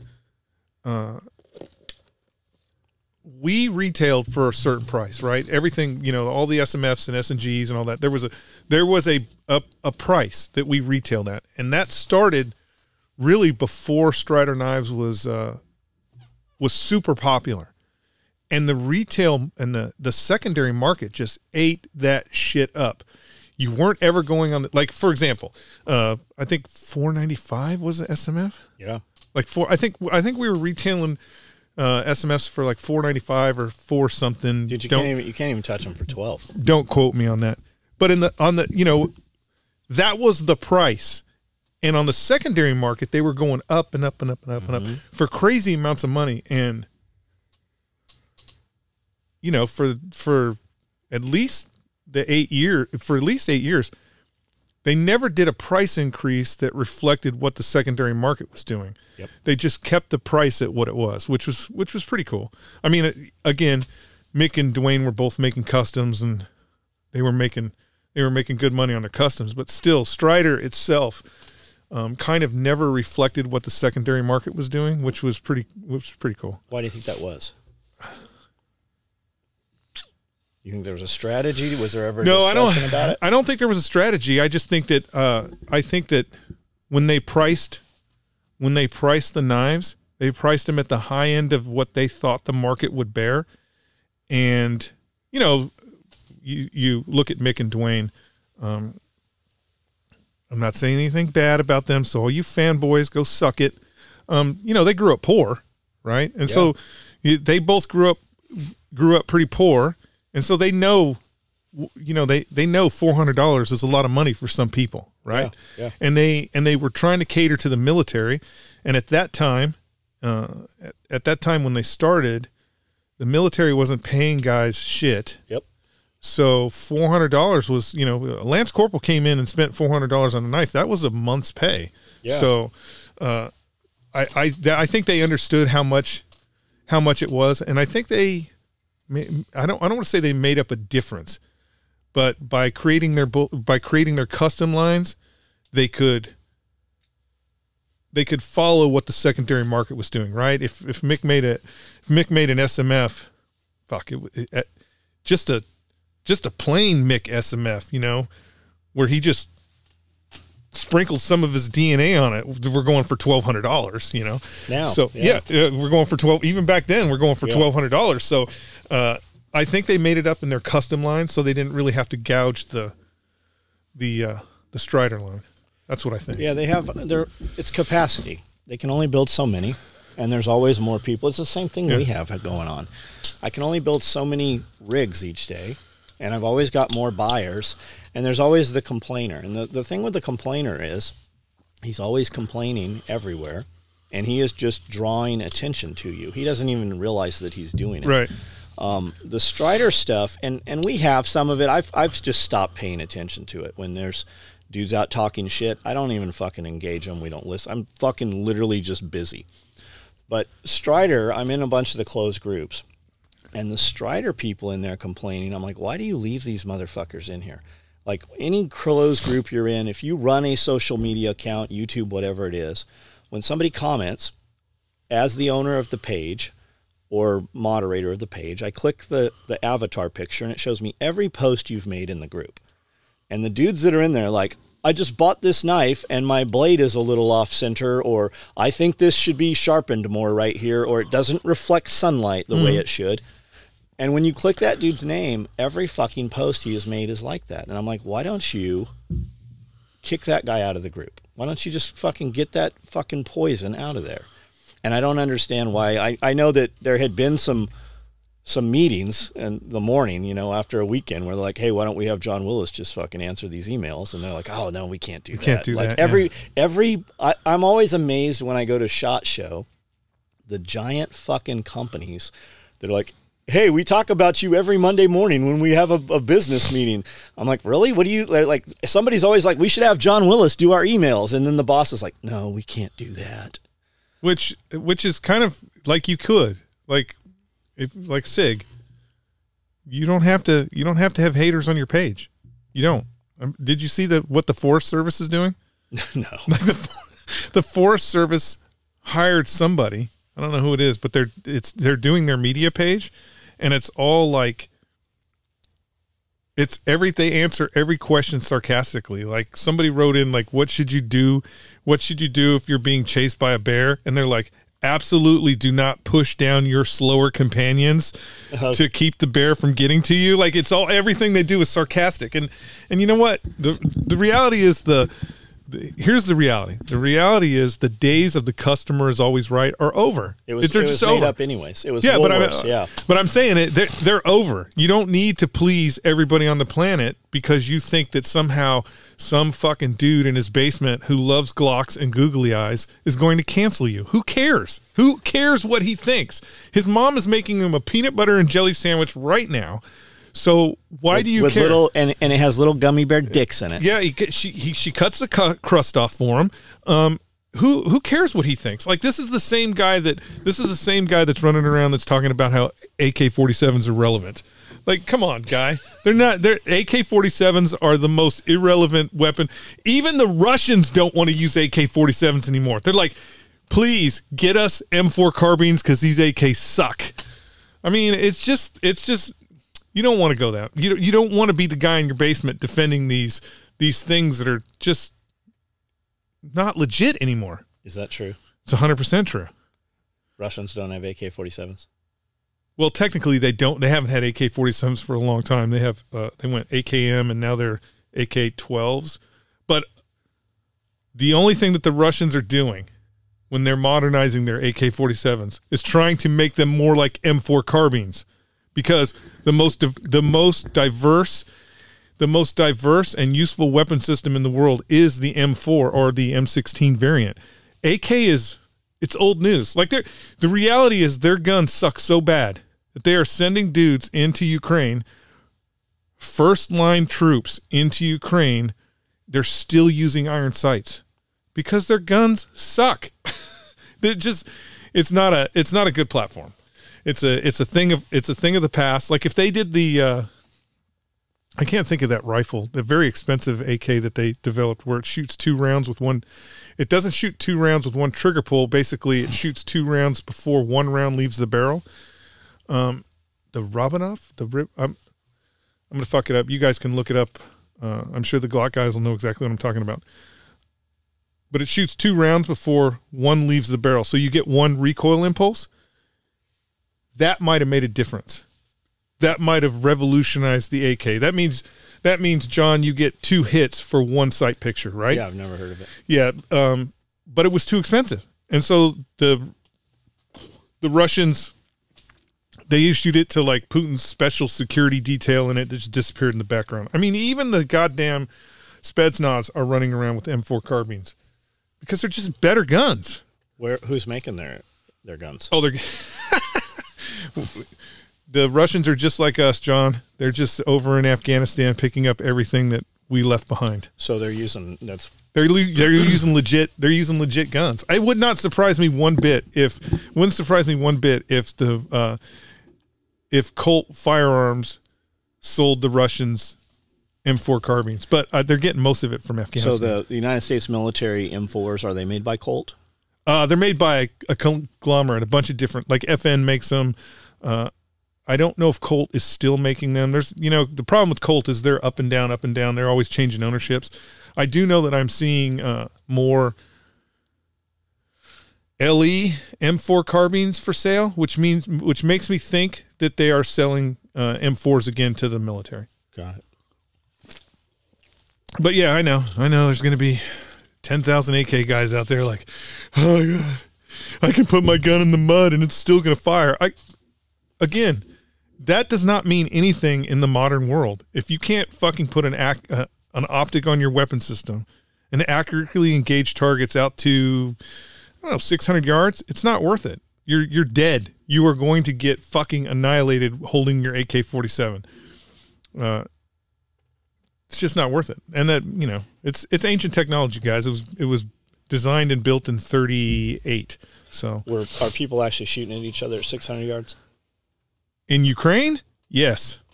If you get flat surface, you're talking about where we just come from. We just came from Afghanistan, and the biggest problem we had in Afghanistan is we didn't have weapons that would shoot far enough. So yeah, they are making long-range engagements.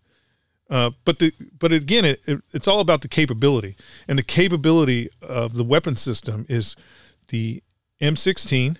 While I will tell you, and most people will tell you that the 5.56 is kind of an anemic cartridge, the platform itself is so diverse and so versatile that you can do so much more with it. You can't do any of that shit with an AK. Yeah, okay, gotcha. There are guys out there that are putting fucking $12,000 into their AK-47s and making them, the versions that the Spetsnaz guys are using. It's still not as good as a fucking Smith & Wesson $400 AR-15. Did you say $1,200? I think I did. There's dudes putting $3,500. Yeah, I know. I know that if you want an AK that's gonna shoot and it's gonna shoot good, you have to put a lot of money into it. Where you don't have to do that with an M4 platform. So if you saw engagements around here, yeah, what kind of distances would you think is around here? I mean,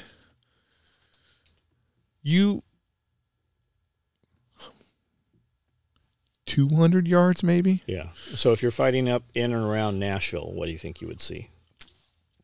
I mean, you could get still. Yeah, you could. Well, I think around Nashville, once you start getting a little more urban sprawl, you can get 300-yard engagements. Yeah. So for around here, would you rather have 5.56 or would you rather have 308? Again, 308 is a better cartridge. 308 is a better cartridge for running through the woods with my M16. But the versatility of an AR-15 you just can't beat, because I can do more with it. I can carry more ammo. I'm old. I love 308. That's right. I don't like 6.5 Creedmoor because it's dumb. I love 308, but I still wouldn't carry one as a frontline weapon because it's just heavy. You can't carry as much ammunition. Praise all that is Magpul. They have a 25-round magazine for those things now, but that's kind of rare. I thought they had 30s. 25. Okay. So they do have a drum too, which is awesome. But still, yeah, Magpul has a 308 drum. But again, that shit gets heavy. And what most people don't understand, because they're in their basements playing video games, where they think that combat is this continuous thing that happens. It's not. It's actually rare for combat to happen. What happens is you walk around for days, sometimes weeks, where nothing is going on, and you're carrying all that fucking shit that you have to carry for war. And suddenly war happens, and it lasts 5 minutes. And then you have to walk around for another week with all that shit. So 5.56 it's anemic. It's anemic as a cartridge, but again, if I can fire 30 at you versus 10, I mean, on the range, I see guys. I haven't been out, but I used to be on the range a lot, and you'd see dudes show up with actual plates, right? Plates at armor carrier, and sometimes a Camelback. You never ever saw a dude show up on the range with fucking 1 quarts or 2 quarts. Like they never had. They all and you would see them start the day with some plates, and then fucking the first time they're backloading mags, there's no plates in there anymore. That stuff gets heavy. I mean, it all gets heavy. It all weighs up, and you do need, don't kid yourself. If you get in a real fight, you're going to need water. But there's no 5590s. There's no fucking comms. All that stuff gets heavy, but it's better if you train with the stuff than without the stuff. So when people are making fun of, you got certain people out there on the internet and they're making fun of people LARPing. The reality is they're training. I mean, as long as your entire kit is not airsoft and your backpack's not stuffed with pillows, and if you're carrying the things that you think you're going to go into the fight with, then LARP all you want, because you're training. Like, the reality is you should if you want to know what it's like to be in the military, get your plate carrier, get all your shit, everything, your fucking radio, your water, your food, everything, and put it on, and just spend the day walking around the house tending to the things that you normally tend to. That's what it's really like in the military. You're walking around with all this heavy shit, waiting for somebody to do something while you're taking a shit, feeding the chickens, doing the things that you have to do on a normal daily basis. That's what it's really like. Because if you think for 1 minute that the Indians are going to come over the hill and start shooting arrows at you, and you're going to have enough time to go in the house and put all your shit on, it's not going to happen. You're going to fight. You're going to fight in the clothes that you have on. And I mean, I like the fact that that armor will stop an arrow. You know, I like it. I like the fact that the Indians can't just shoot arrows at me and I'll be killed. I just saw a video this morning. Older lady, I assume she's older, comes out into her garage. Dude's got a pistol right in her face. Right, her garage door was open. He's like, "Give me the keys." And she starts screaming. Husband comes out, obviously from the inside door from the house to the garage. "What's going on? What's the matter? Give me the keys." So husband's like, give you the keys? Okay, I'll get the keys, right? So he walks around. Now bad guy has followed husband into the house. But it's a split second. She was coming out to get in her car, and there was a dude there. And this has been, apparently there's a huge rise on thefts of houses and actual interactions with bad guys as you are coming. Like, this is rising in the cities. It's happening more and more. And the takeaway, I don't remember who was even reporting it, but like, always be ready. Always. Like, you and just like you said, you don't have time, right? When it happens, you don't get, like James always said, you don't get to pick your gunfight. You don't get to pick the location. I actually fought a gun battle, a pretty good gun battle, in a fucking t-shirt, and cami bottoms, because I was sleeping. You never know when a gunfight's gonna. Where were you? Husayba, Iraq. Okay. So in Husayba, Iraq, I was with 1st Battalion, 7th Marines. I had, was it 3rd Platoon? Man, I'm getting old. Anyways, I was a platoon sergeant for a rifle platoon. And all these guys were, okay. The battalion itself was pretty salty. Most of the guys had been on their 3rd or 4th deployment. But the reality at the time, nothing was going on in Iraq.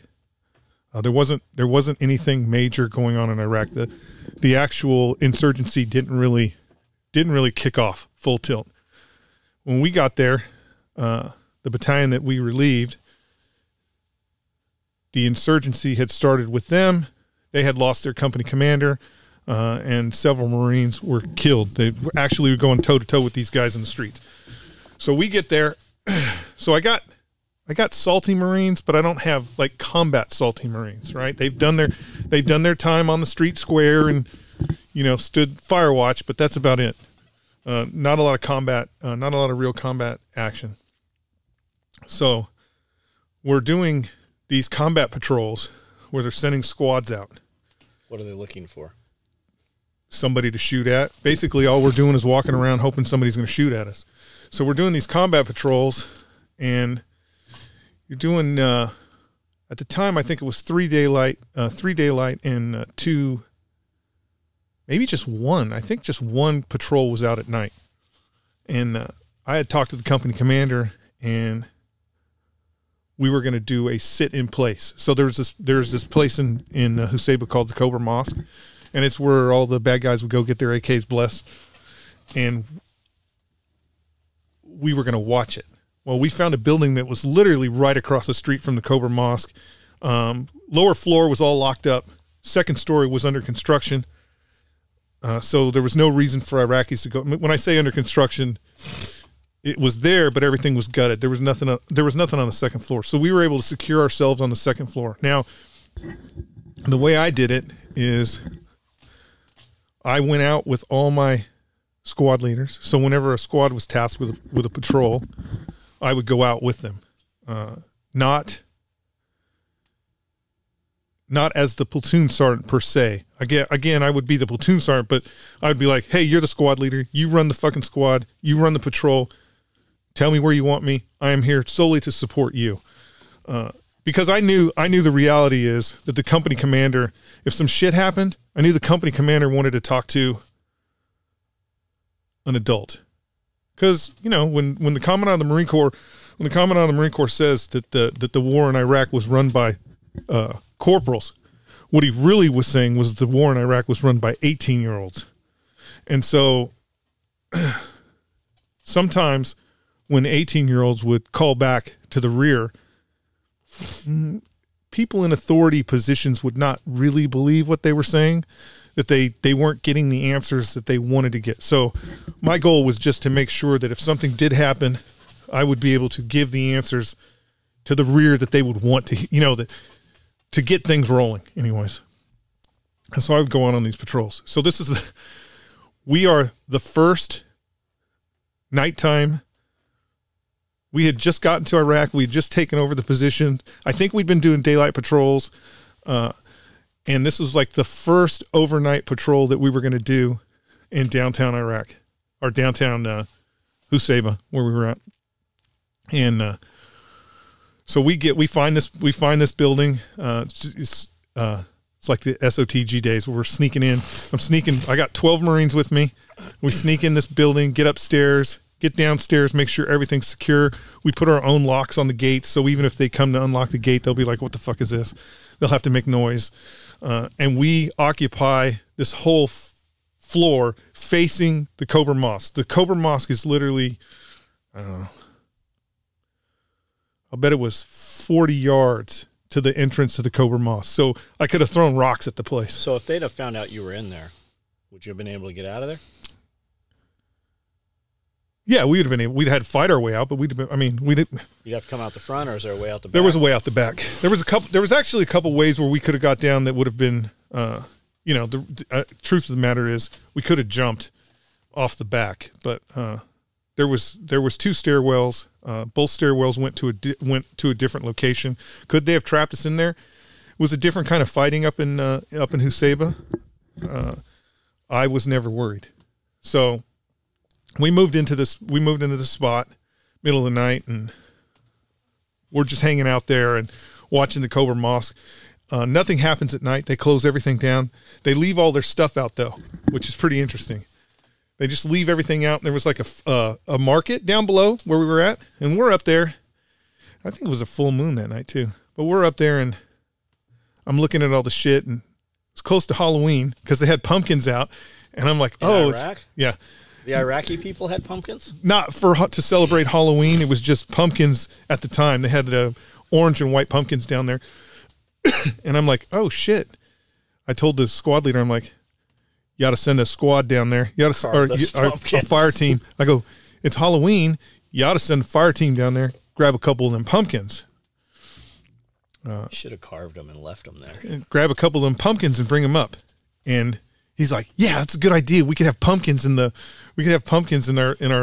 fob. And so he goes down. He takes a fire team down, and they grab a couple of pumpkins, and they come back, and they have these things, and they have these, they're like reddish in their hands, and they're like, this is the weirdest pumpkin. The squad leader's like, this is the weirdest pumpkin I've ever seen. I've never seen a pumpkin like this before. And I look at him, and I go, pomegranate? I'm like, it's a pomegranate. What are you talking about, pumpkin? And he's like, a pomegranate? What's a pomegranate? And like, you know, again, a rifle platoon was full of 18-year-olds. Like the oldest guy in my platoon, closest to me, was 23, and they considered him an old man, right? And so, How old were you? I believe I was 34. Like, I was way too old to be in a rifle platoon, but I'm good. So, anyways, so I'm like, it's a pomegranate, blah, I cut it open and everybody's freaking out and they're eating, everybody's trying the pomegranate. Like, this is the greatest thing ever. And I don't know why we don't know about pomegranates. It's too much work, man. Yeah, so we set in that night and nothing happens, right? It's quiet. Nothing happens at all. About 9 o'clock in the morning. So we're supposed to be in there for 24 hours. There's a full rifle squad. 9 o'clock in the morning rolls around, and I'm like, I tell the squad leader, I'm like, hey, I'm gonna go in this room right here. It was a room that was facing the street, had a big open window. None of the windows had they were just window frames. There was no glass in any of them. Well, this particular one had a neon sign in front of it, so about 40% of the window was covered by this Iraqi classic Middle Eastern neon sign. Big square sign. And so I'm like, I'm going to go in this room. I'm going to lay down. I'm going to get some sleep. Wake me up at noon. And he's like, cool. So I go in there. Again, I take off all my shit. Take my flak jacket off, take my helmet off, lay it down. I'm laying on top of that shit using the helmet as a fucking pillow. And I couldn't have been asleep for more than, I don't know, 15 minutes. But you had armor, not a flak jacket, right? Yeah, it was it was the OTV at the time. So I had plates and soft body armor. It was 360 soft body armor. It weighed 4,000 pounds, and I carried way too much ammo, which turned out not to be a problem because I ran out of ammo once. So I'm laying down, sleep for, I don't know, probably 30 minutes. And I awake to gunfire. Boom, boom, boom, boom, boom, boom, AKs. Boom, boom, boom. I poke my head out into the hall. I poke my head out into the hallway, and one of the fire team leaders, he's down at the end. He's down all the way down at the end of the hall, and he's like, "They're shooting at us. They're shooting at us. I think they're shooting at us." And so I'm like, "Okay." Are you laying down when you're poking your head out? Yeah, I was still laying down. I just poked my head out in the hall, and he's like, "They're shooting at us. They're shooting at us." I'm like, "Who and where?" And then he's like trying to look out the window. So I go back in the room, and instead of putting my armor on and my helmet on, I pick up my M16A4 at the time. Excited? I wasn't excited because it did not seem like someone was shooting at us, because there really wasn't any indication that we were being targeted. So I stand up and I move to the window. So I'm technically behind the sign. So if you were looking up, you couldn't see me. I was behind the sign, but then I had this whole big space on one side where I could look down the street. Did you have a Glock pistol? I was trying to survive, John. I would never carry a Glock in the fight. And anybody who does I feel sorry for him. Did you have a high point? No, I had a better than a high point. I had a Beretta 92F that magazines rarely worked in it. But again, I will tell you the same thing I will tell all the Glock fanboys. If you bring a pistol to a gunfight, you are dead. John Wick is a fantasy movie. It's not real. Rifles always beat pistols. Part 4 is coming out on March 23rd. I know. It's going to be good. Maybe it'll be good. No, it's going to be good. Maybe it'll be good. It's going to be good. So I'm behind this sign in my t-shirt and my cami bottoms and my boots. And I'm looking down the street so I can see the entrance to the Cobra Mosque where everybody goes in. And there's these 3 dudes. Are you saying Cobra? Cobra, as in Cobra. Ha! Cobra! Cobra! Why do they call it the Cobra Mosque? I don't know. I think Cobra Commander went there one time in the 80s. And so I think that's why they called it the Cobra Mosque, because it had the Cobra Commander, like... So it had like a cobra on the wall or something? Yeah, it was the Cobra Mosque. So I can see the entrance, and in the middle of the road, so they had a medium between the road, there's an old man and 2 younger gentlemen with AK-47s, and they're shooting him in the air, heading towards the Cobra Mosque. So, like any good Marine, I just shoot him. Boom, boom, boom, boom. Hey, bad guys. Boom, boom, boom. Shoot them up. They go with a pistol. No, with the M4. I mean the M16A4. Thank you for 3,000 something feet per second.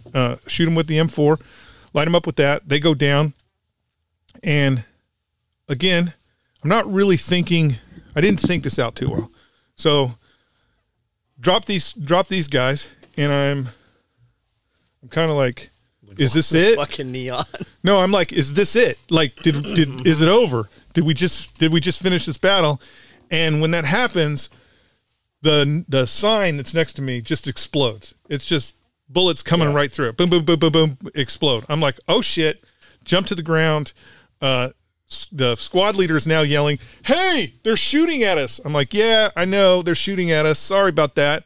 And then you got fire team leaders on each end of the hall, and they're like, "They're shooting at us, Staff Sergeant.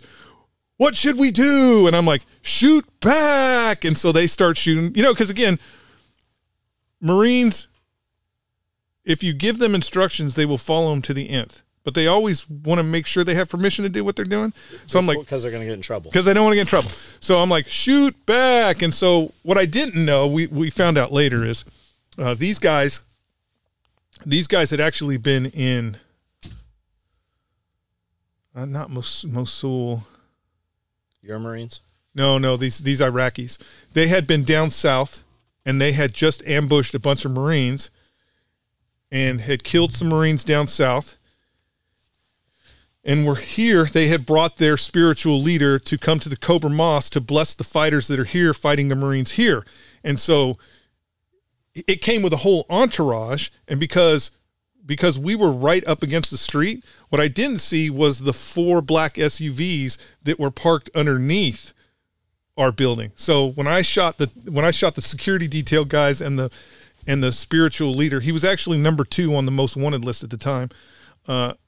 And you smoked that fool? Smoked him. I didn't realize that there was more, that they were all down there and they were just shooting up at us. So the angle was probably wrong. I don't think they could have hit me anyways. But that was our first. Lucky there's no plaster and fucking drywall. Well, the cool thing about Iraq is all those are concrete and stone buildings. So they were shooting up at me. I immediately got down, got my armor on. Put my helmet back on, got ready for the fight, and they tried to surround us. So they tried to surround the building, but the two team leaders were Johnny on the spot. I mean, the sergeant who was running the squad was also very good at what he was doing. They controlled those intersections so they couldn't get around the building. Now, mind you, I have an Italian-American Marine. Yeah, we know. I have an Italian-American Marine who's back in the fob, and he hears the crackling of warfare going on, and he knows that the squad that is out there is in the fight. And so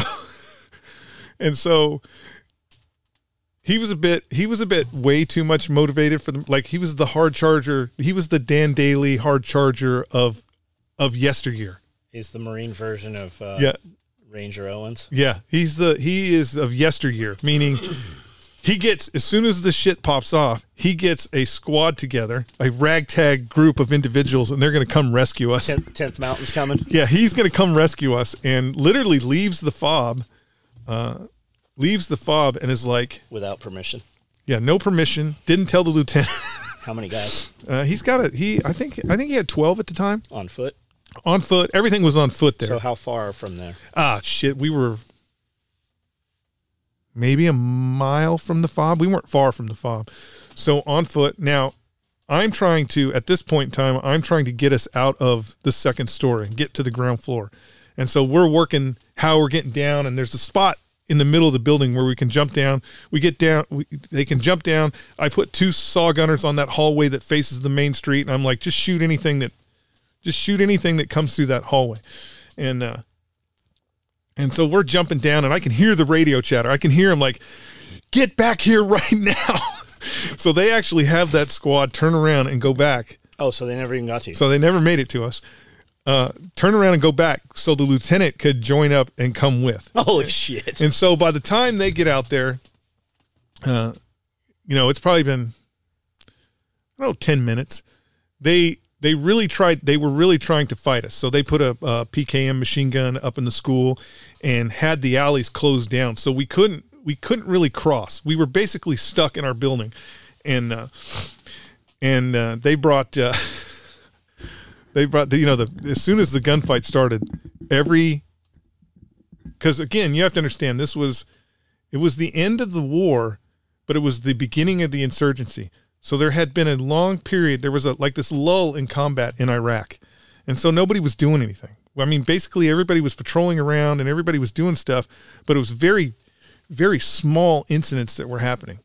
So when this kicked off and we were actually in a running gunfight, not a running gunfight, but a stagnant gunfight where the enemy was standing and fighting with us, every aircraft, every helicopter, every was available.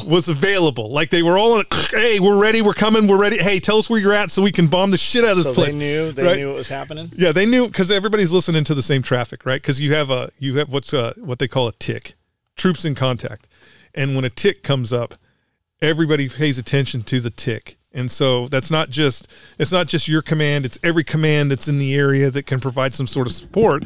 And when you got fucking, F-18 pilots and Huey pilots that are flying around and are just like bored out of their mind and then, what? Tick? What? Yeah, but do you want an F-18 pilot bringing that ordnance to the location? At this time, the only thing that we could get was we could get for this particular incident was a fucking was some helicopters, some Hueys that were coming in with miniguns and shit. But so we're down here on the ground floor and I'm trying to identify targets for the squad and stuff. And we're kind of figuring out what's going on. And the COC calls and they're like, hey, we got a helicopter coming. We need you to mark your position. Okay. And I'm like, well, I'm in a building, but the hallway we were in, the roof had not been finished. So I'm like, Endicott, get some smoke. Well, the smoke that they had was M203 smoke. That's what we had was M203 smoke. I'm like, no big deal. Just, skip it off the ground, hit the wall. It'll bounce around in here, and then it'll go up, and they'll be able to see the smoke. We'll be marked. It's going to smoke you guys all out? No. 203 smoke is not, doesn't have a lot of smoke. And so he puts it in there. Boop! He fires it, and it does exactly what I said, but then it goes into one of the shops. And so it goes into the shop, and the shop has a roof, so it's holding the smoke, right? It's holding the smoke, and I'm like, God damn it. Okay, fire another one. Let's make it work this time. And he's like, I don't have any more smoke, Staff Sergeant. I just have HEDP. Well, at the same time this happens, the other squad, or the lieutenant and the other squad show up, but they're a block behind us on the street. Well, one of the team leaders turns the corner and comes down to I have a hallway that leads to the side, and he comes down towards that hallway. Well, as soon as he comes down that street, the fucking the heavy machine gun that's at the school starts shooting down the street, just boom, boom, boom, boom, boom, boom. And so I'm like, Endicott, who the fuck is that? And there's one of our Marines is hiding. He's like slammed into the ground as close as he can get to the wall behind some steps. And so he's like behind some steps. And I'm like, what are you doing? How did he get over there? And he's like, that's the other squad. They're behind us. And I go, hey, I know he's got smoke because it was one of the team leaders. So we had a 203. I'm like, throw me. So we're inside the hallway. He's on the ground in the street. They're shooting down the street. They're shooting down the street to keep, anybody from going down that way. And I'm like, throw me your smoke. And he's like, he pulls out a real smoke grenade. He's like, I got a real smoke grenade, Staff Sergeant. Look what they gave me. And I'm like, yes, throw me your smoke. We're going to mark the spot. And he's like, with all the shooting, can you guys hear each other? Yeah, we're yelling. No, we don't. Nobody had any comm stuff at that time. So we're just yelling back and forth. And he's like, all right. And so again, he's laying on the ground and he takes the smoke and he throws it to us. But he puts a little too much English on it, and it actually goes on the roof. So boom, smoke flies over to us and it goes on the roof. And I'm like, I look at the squad leader and I'm like, man, if he'd have pulled the pin, we'd be good right now. But then now, so again, all this stuff is going on. They are trying to get around our flanks, and I'm like, with a broom, hitting this tin roof to get this smoke to pop off so we can mark a spot. So we finally get the smoke down, mark the spot. Huey flies, the Huey flies over a couple more times, and then they're like, you guys are too close. We can't do anything. So you're just too close to where because it was basically, there was only 40 yards separating us. It was just, we were fighting across the street. And blow up that mosque. They'll pour to it. There was a car. I can't remember what happened with the car, but we ended up destroying this car. You can't blow up mosques. You can't shoot at the mosques. You can't do anything with the mosques because the mosques are off limits, and that's why they would use them for their stuff. Just like hospitals. Yeah. I fired a bunch of tracers at mine and caught their little banner on fire, which I thought was really cool. So while we're doing this, like, I mean, obviously people were killed. It's a very dangerous situation, but so much funny shit is happening. I have my two saw gunners, and one of them is just like doing exactly what I told him. He's just, and I know it's controversial in the military, but I knew that the minute my saw gunner started shooting, that the fight was going to be over, that they would leave, that the bad guys would hear those machine guns going and be like, fuck it, we're going home. What was their heavy machine gun? They have a PKM, which is 7.62 by 54 rimmed, which is it's a good machine gun. It's a good lightweight. The most in the Gat round. Yeah, it's a good lightweight. Really a kind of a Magnum machine gun. But it's not punching holes through the concrete. I mean, it would punch holes through the concrete, but they weren't. Not like a 50 though. Definitely not like 50. They weren't using it like that. They were more using it as a aerial denial system where they were keeping us from connecting up with the other unit. And so, and then I had one saw gunner who wouldn't shoot us. He wouldn't even pull the trigger. He was just like, I'm not doing it. I'm like, whatever, we'll deal with you later. So all this shit's going on. We're 40 yards from each other. We're shooting back and forth, and a fucking Iraqi ambulance comes. It comes. And now I've gone all the way down to the hall to where I'm basically on the street, almost on the street. And this Iraqi ambulance pulls up, and these two Iraqis get out, and they're like, they're picking up the bodies, the first three, and they're like picking them up, and they're watching me the whole time, and I'm just looking at them, and they pick them up and they put them in the ambulance, and then the driver comes back.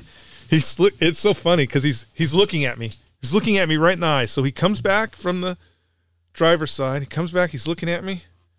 He's bending down to the ground. He's bending down to the ground. And he picks up the two AKs by the handguards, right? He picks these two AKs up by the handguards. And one was I can't remember what the models were. One was a real AK-47 and the other one was a VZ-57. And so he's picking them up and he's looking at me, and I'm shaking my head like that. I'm just shaking my head like that. And he would lower them a little bit, and I would stop shaking my head, and he would pick them up, and I would start shaking my head again.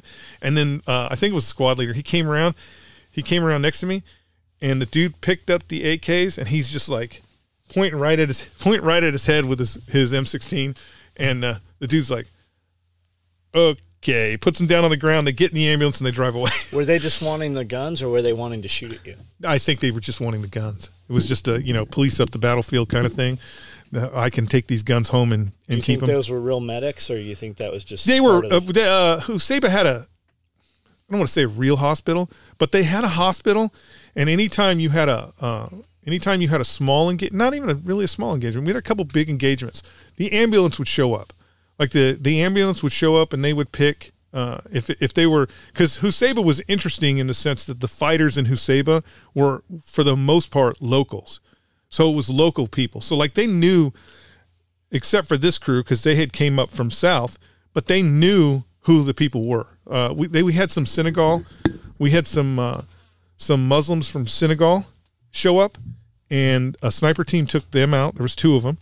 The sniper team took them out, and the ambulance showed up and didn't pick anybody up and drove the fuck off once they realized who they were.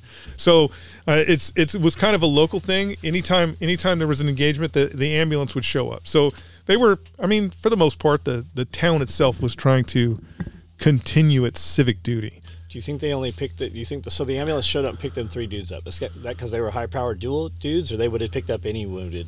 I think they would have picked up any wounded Iraqis. The Senegal guys were out of towners. They didn't really like out of towners in Husseima. And the medics, they're fighters, or are they just like local they're just local paramedics. Got it. Like, we did get attacked by an ambulance.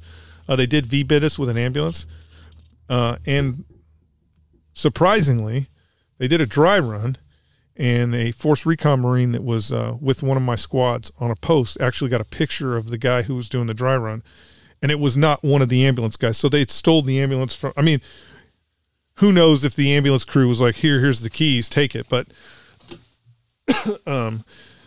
they did use an ambulance as a V-bid, and at no time did it, like, we weren't tricked. It wasn't like they tried to drive the ambulance down there and be like, hey, it's just an ambulance. They drove it like it was a bomb. So full speed coming in. So was the fight over at that point? So the fight started to die once my saw gunners kicked off and the rest of the platoon showed up. The fight just kind of, they would just go home. They would slowly melt away and go home. So we got the weapons. Again, the guy was the dude that we killed at the time. He was number 2. He never made a playing card. They stopped doing those and they started just doing these lists. But he was number 2. We had SIG guys at Camp Gannon, and that's how they found out who these guys were, because everybody was on their phones going, hey, they just killed the fucking. Tell them what SIGINT is. Signals intelligence. It's basically them just listening. It's the same thing it's the same thing that Apple does over to the you. Airway. Yeah, you're listening to all your phone calls and everything. In your pocket right now. Pretty. I don't want to say secret technology, because back then they were probably using the Stingray. Who knows? But you know, it's SIGINT in the Marine Corps, which is very weird because the Marine Corps is pretty. I'm going to get myself in trouble. Low tech. No, they are low tech, but they're also pretty. Classified stuff isn't really that classified. Like, we don't.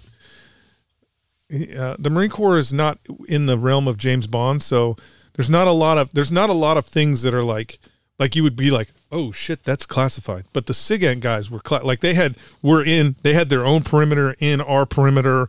You couldn't go in their building and shit. Just and everything. Yeah, just like I'm sure it was just based off of they didn't want anybody to know how we were getting the information. I knew from SOTG how they were getting the information, but you know what Josh did? I think he did it a little bit. Yeah, I think he was intel. I don't know if he did the SIGINT portion. For some reason, I think he did do a little bit though. But yeah, so they get all the phone calls and listen to them, and then they came in and they're like, hey, by the way, this guy right here, number 2, you just killed him, and this is what they were here for. They were getting everybody blessed. Was he one of the 3 that you shot down there in the middle? Yeah, he was the old man. He was the old man. The other 2 were just security detail for him, and then the rest of his security detail was in the Suburbans, just sitting smoking cigarettes, probably when the shit. And then they heard gunfire and they're like, oh, get out of here. Yeah, let's see what's going on. So did they come out and ask the vehicles and come to the fight, or they drive the fuck away? No, they got out of the vehicles and got in the fight. And that's who we spent the morning playing with, going back and forth with, was his security detail. I don't think any local fighters were present unless they were in the mosque already. But I don't think it was any locals. Those vehicles armored? No, they were just regular normal, normal Suburbans. And at the time, because all this was secondary information. Kind of weird that the enemy has Chevy trucks over there. I mean, they got Toyotas. Why not Chevys? Just saying. Just kind of weird. Wonder how those got there. Probably the State Department. Yeah. Probably State Department gave them to them because they were all blacked out. And again, you don't know what you know until, like, a lot of times you don't have all the information until it's over. Like, I had no idea that guy was you just smoked was important. You just smoked our asset. There was just some dudes with AKs firing in the air, and usually that's bad guys. So, but it was one of my team leaders that was like, yeah, they pulled up in all these. It was the team leader that was on the far end. After the fact, he's like, yeah, they pulled up in all these black SUVs. And I was like, fuck, man, if you'd have told me that before, I go, if you'd have told me that they had showed up in those black SUVs, I would have at least had you guys go down and pop a grenade in each one of them, that they don't get that asset anymore. But, hindsight's 20/20. Or be ready for them to come out of those trucks. Yeah, hindsight's 20/20. I didn't know that the asset was, that they had that asset until after the fact. And again, it was the first real gunfight 1-7 had been in since the beginning of the war. So it was kind of like. So how did you get back to base? Walked. Were we on high alert? Initially, but the thing about Huseba, because it was mostly local fighters, that you knew they had jobs. Like, these guys were going to fucking work, boop, boop, boop, building their Toyota parts, boop, boop, boop, and then they would clock out. And they'd be like, hey, Bill, see you at the gunfight. He'd be like, yeah, gunfight. What's for dinner tonight? Oh, we're having goat again. Nice. And they would come to the FOB, and they would, or wherever we were, they would come. We'd have a gunfight, and then it would just end. And it didn't end because overwhelming fire and maneuver. It ended because these guys were going home. They're like, oh, shit, it's 6:30. Goat's getting cold. I got to get home. And they would just leave. But they would come every single day and do that. Like, every fucking day. If you went to Chow, like, when we were in Huseba, if you went to Chow and the evening rush, the evening firefight did not happen. Like, literally one time I caught myself. This was right when we were getting ready to go home. I caught myself. I'm eating, and I'm like, I look over at Mata, and I'm like, something's wrong. What's wrong? What's going on? What's wrong, bro? Something ain't right. He's like, yeah, I can feel it. Something ain't right. Something's wrong. Everybody at the table is fucking twitching. And then we go back to our fucking our little bunker, and it's like 6:30, and I'm like, oh shit, they didn't attack us today. What happened? They must have gotten in trouble or something. All the mamas got them at home early because they're just one day they didn't attack us. But you get to that point, like we were going to Chow, you were supposed to be in flak and helmet all the time, but you were going to Chow, like you would get all gooched up, ready to go to Chow with your helmet and everything, and you have all my magazines are loaded, because there was a pretty good chance you were going to the wall and you were going to get to shoot at people.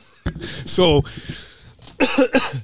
but it was like a 9-to-5 job for them.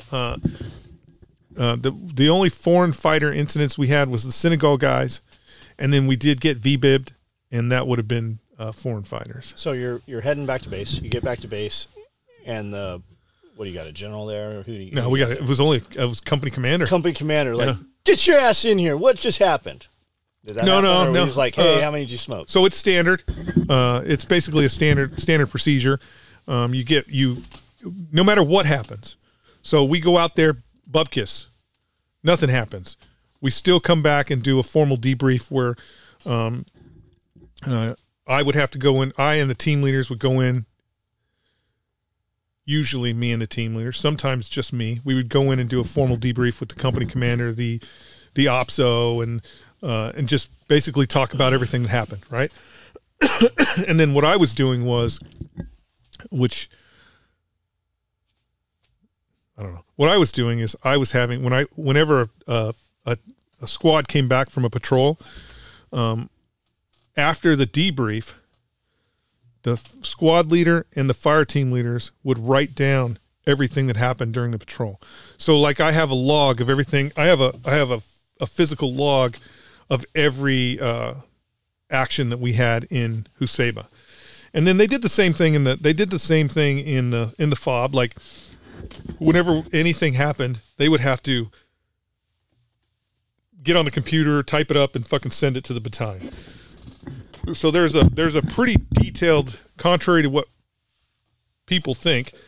There's a pretty detailed and boring combat log for everybody in the country because you have to send that stuff up. So, I don't know if the Army did it, but the Marine Corps was doing it where all that information would get sent up. So there was always a detailed log. So I could go, like let's say it's December, I could literally go in the talk and be like, hey, can you tell me everything that happened in November? And every combat patrol, every tick, everything would be in there. And I could just look it up and be like, oh, Wednesday, this happened. Thursday, this happened.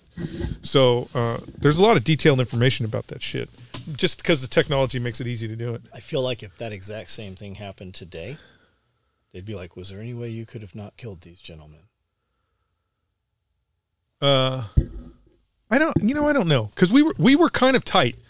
I don't want to say we were weapons tight, but we were pretty weapons tight in Huseba at the beginning.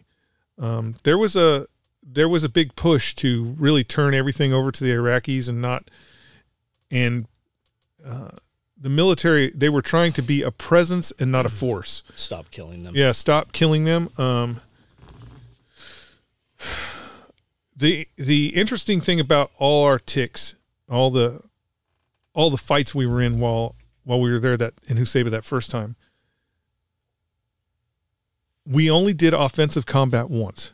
So offensively, we only planned to go out and fight the enemy one time. Every other time it was all defensive. So meaning we would move to a spot. Basically, we would move out of the fob. We'd set up tents and flags and be like, hey, Americans over here, you want to come attack us? And they would, go get their guns and they would come attack us. It's a trip that they go get their guns. Yeah, they have to hide them. They have to cache everything because we would do door-to-door searches, and when we would find stuff that they weren't supposed to have, we would take it. The only weapon I never took, which in hindsight, it would have been a cool souvenir, was a Browning high power. We stayed in a gentleman's house. His whole family was there. And he had a Browning high power we found. And he had an elderly mother. She was missing two legs, or one leg? Diabetes. So she had lost her leg and, her fingers were all jacked up. And through our interpreter, like when we were getting ready to leave, I'm like, yeah, I'm not going to leave this with you. And he started talking to the interpreter, and the interpreter's like, hey, man, it's the only thing they have to protect themselves. Everybody steals her medicine because she was getting insulin and shit. And I'm like, fuck. Okay, just keep it. Don't shoot anybody with it. Because again, the truth of the matter is, it was a pistol. Only assassins carry pistols. Only people who are on their knees get killed by pistols. If you're in a gunfight, if you're in a real gunfight, and you pull a fucking pistol out, you are the most inadequate tool on the battlefield. Fact. I'll tell you another fact.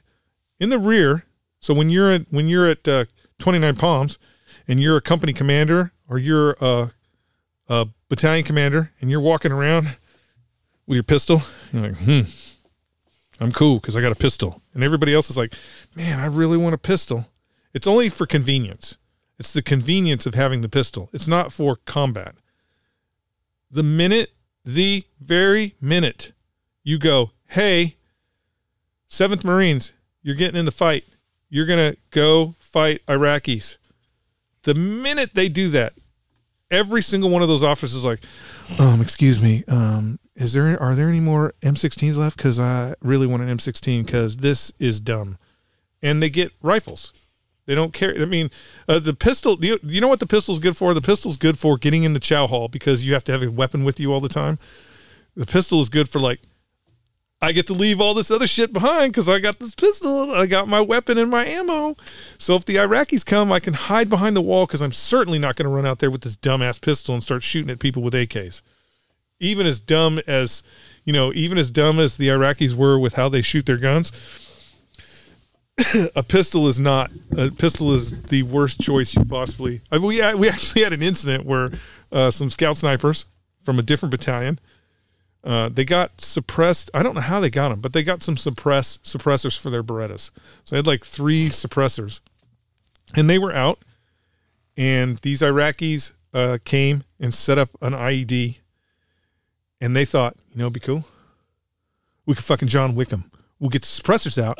We'll get up close. We'll sneak up close, and we'll get them with the old pistolas, right? They had a fucking running gun battle where they were chasing these dudes in flip-flops for like a half a mile, shooting these pistols at them, and never killed anybody. Because pistols are dumb.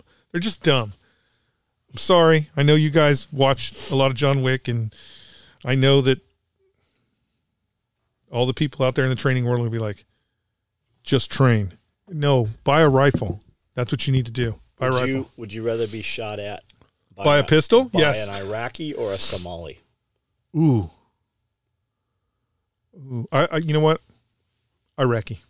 Really? Iraqi. Oh, yeah. I'd have thought you were going to go the other way. No, Iraq. Definitely Iraqi because the difference is, again, there are real fighters. There are real fighters in Iraq. There are dudes that we trained that know how to operate those guns and are good. But the majority of Iraqis are peacetime warriors. They're civilian. They're Minutemen that are out there.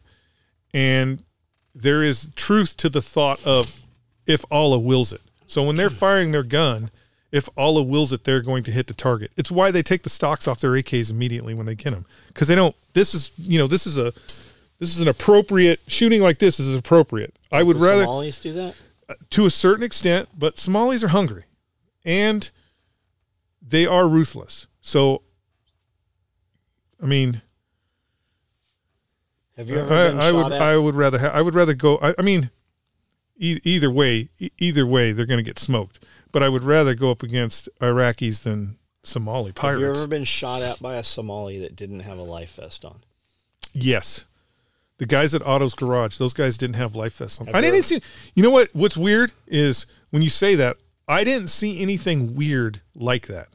So at the time we were there wasn't dudes running around in tutus, but they were wearing the white Nikes with the red swoosh on them, and it seemed like every dude, like in town in Somalia proper, everybody was wearing a polo shirt, like an alligator polo shirt, like they were.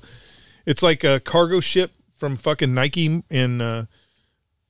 High figure, or maybe the labor was there. Maybe they were stealing them out of the factory. No, there wasn't anything being made. The only thing that they were making in Somalia was rebar.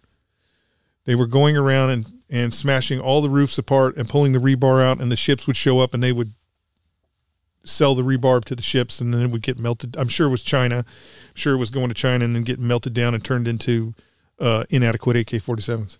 Pulling the rebar out of the all those buildings there had no roofs on. Most of them had no roofs because that's what they. If you were in Somalia and you were out looking. So what was their long-term plan?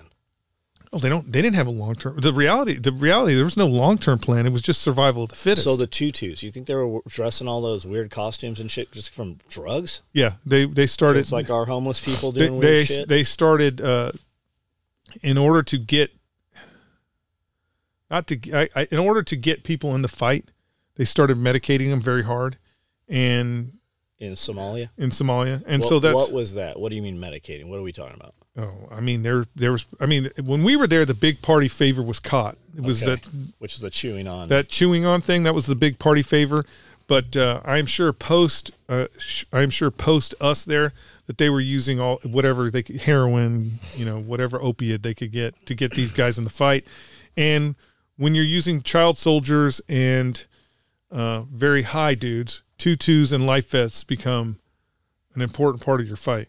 So that's all it was. I mean, I am sure, because the reality is they're notorious for doing this in Africa, where they'll get the shaman out, and the shaman will be like, boop, boop, boop, boop. As long as you have this shield made out of calf skin, the British aren't going to be able to shoot you with their rifles. And the people will be like, he blessed my shield, I'm good. And I'm sure they're doing the same thing. Like when you see a dude wearing a life vest, he didn't pick that out.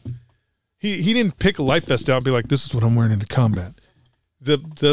Whoever their local witch doctor came by and was like, boop, boop, boop. You wear this motherfucking life vest and no one's going to be able to kill you. And he ran out in the street 3 or 4 times firing his AK up in the air at God knows what, and he didn't get hit. And so he thinks that life vest is keeping him alive. But it's because the other guys are doing the same thing. They're in blessed tutus, and they're running across the street, shooting up the street, and not hitting anything because they don't aim. They don't do any of that bullshit. And they're not getting hit. So they're like, my shaman's better than your shaman because my tutu protects me. Shit, nowadays we might not shoot them. We'd be just like, hey, you better record that shit. Yeah. Well, they See do. if he'll do it again. They do. So it's interesting. Not that, again, it's Somalia is the hellscape. I mean, I don't know what it is now. So you say Minutemen. What if the U.S. was invaded? Would we have some silly shit like that going on, or would our Minutemen be more capable, having such big prior service presence in the population?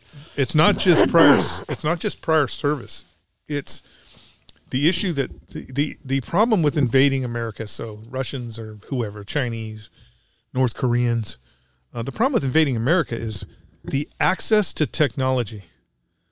Like, we have access to technology that most militaries in the world don't have access to. Like, right now, the Russians are running around fighting Ukraine. They don't have any optics on their rifles. They're not using night vision.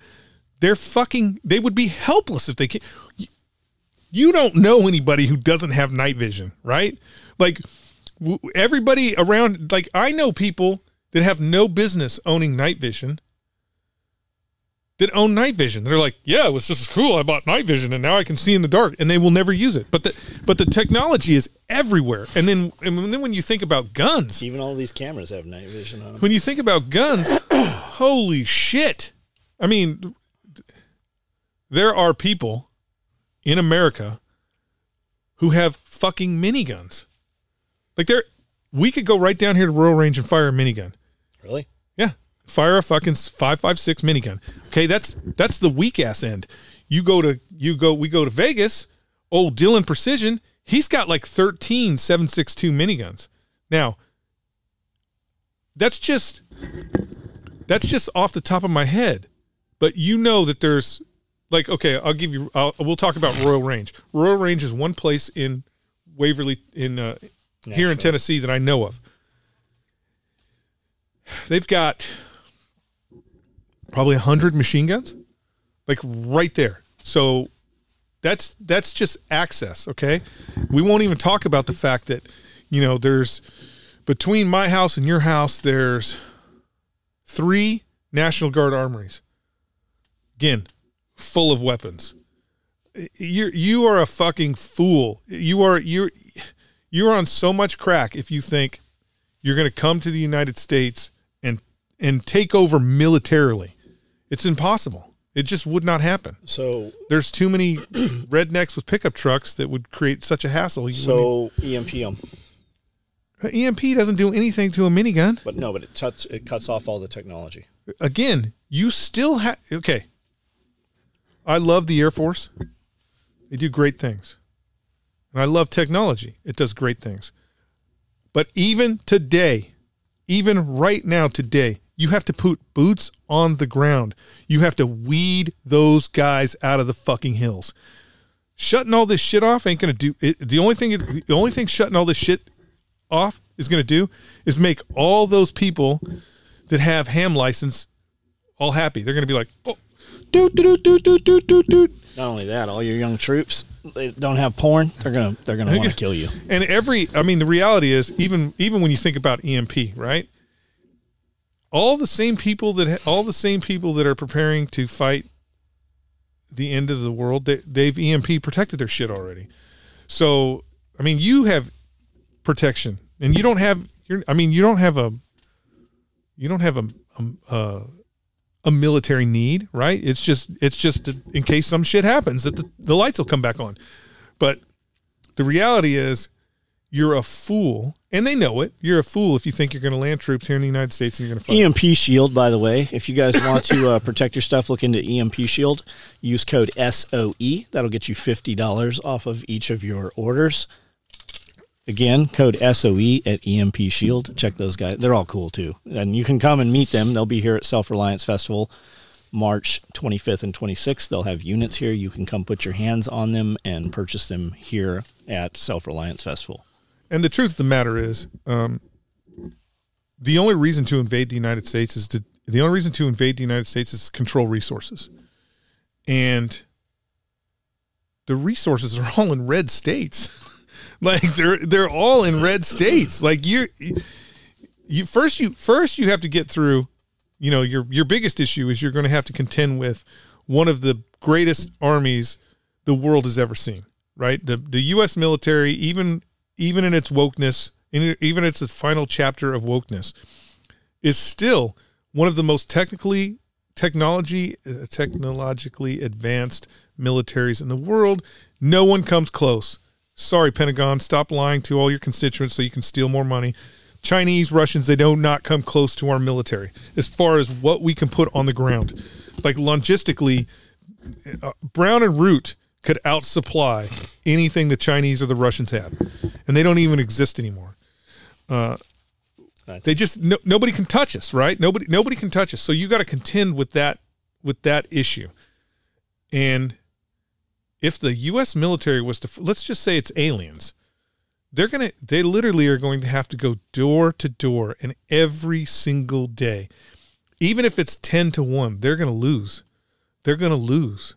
They're going to lose. And as Afghanistan and Iraq has proved, you can be military superior. You can have the greatest military in the world, but if you are not willing to conquer and stay the long haul, eventually the insurgency will always win. We will always go home. So same thing with aliens. Afghanistan. Once they get down to Louisiana and the fucking alien bodies start piling up like cordwood, they're going to be like, fuck Louisiana, and we're not going there. So, or wherever. It just won't be worth it. It becomes, when you talk about invading the United States, the juice is not worth the squeeze. It's just not worth it.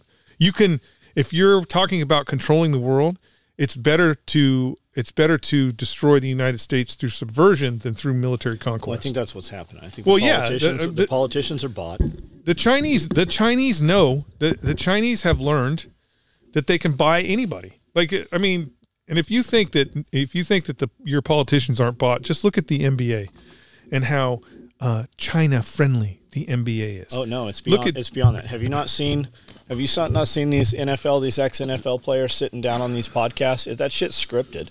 They're like, when you become an NFL player, this is what's going around right now, that when you become an NFL player at the beginning of the season, your rehearsals aren't to play the game better. Your rehearsals are on the fourth inning, you're going to twist your ankle and you're out, right? It came out about a year ago that I think it was NBA and NFL is actually scripted like the World Wrestling Federation is.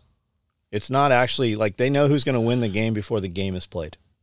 I mean, the reality of that though is you don't have to script it. It's entertainment. It is entertainment. The NFL league it's entertainment. It's not anything else, but you wouldn't have to see, the reality is you wouldn't have to script it, because the league, when you think about how the league is structured and how they get players, John, you own a football team. I own a football team. We want my team to win because they're the most woke in the league. All I have to do is fuck your trades, right? Because we regulate how they trade players. All I have to do is fuck your trades, and then you have a football team. You do have a football team, but it doesn't have the talent that all these other football teams have. So naturally, your team is not going to do as good. I mean, there's a lot of ways there's a lot of ways where they can create outcomes. If you think about like the 70s and early 80s, where the Dallas Cowboys were the dominant force, they're nobody now. Like they can't win games to save them. Nothing has changed except how the Cowboys have picked their players. And then you take a look at the Patriots, right? The Patriots have been the dominant force for the last 10 years. That's going to change. It's because we want to sell memorabilia. We want people to be interested. People don't like, if you have a NASCAR car and it wins every NASCAR, people are going to stop coming to NASCAR. They want the crashes. They want the underdog to win, and we want change. So, yeah, I can see them manipulating the system so that certain teams win and certain teams lose, but I would think, to go deep into your conspiracy, I would think that if they came to you and they said, second half of the game, John, I'm going to need you to twist the ankle. I need you to twist the ankle second half of the game. I would say that's not the NFL. Well, it's probably condoned by the NFL, but I would say that's not the NFL. I would say that's the mob, because of how football, what do they call that? The football leagues, what's that thing that everybody joins where you have your own football team? Fantasy football leagues. Because fantasy football leagues are big fucking money. And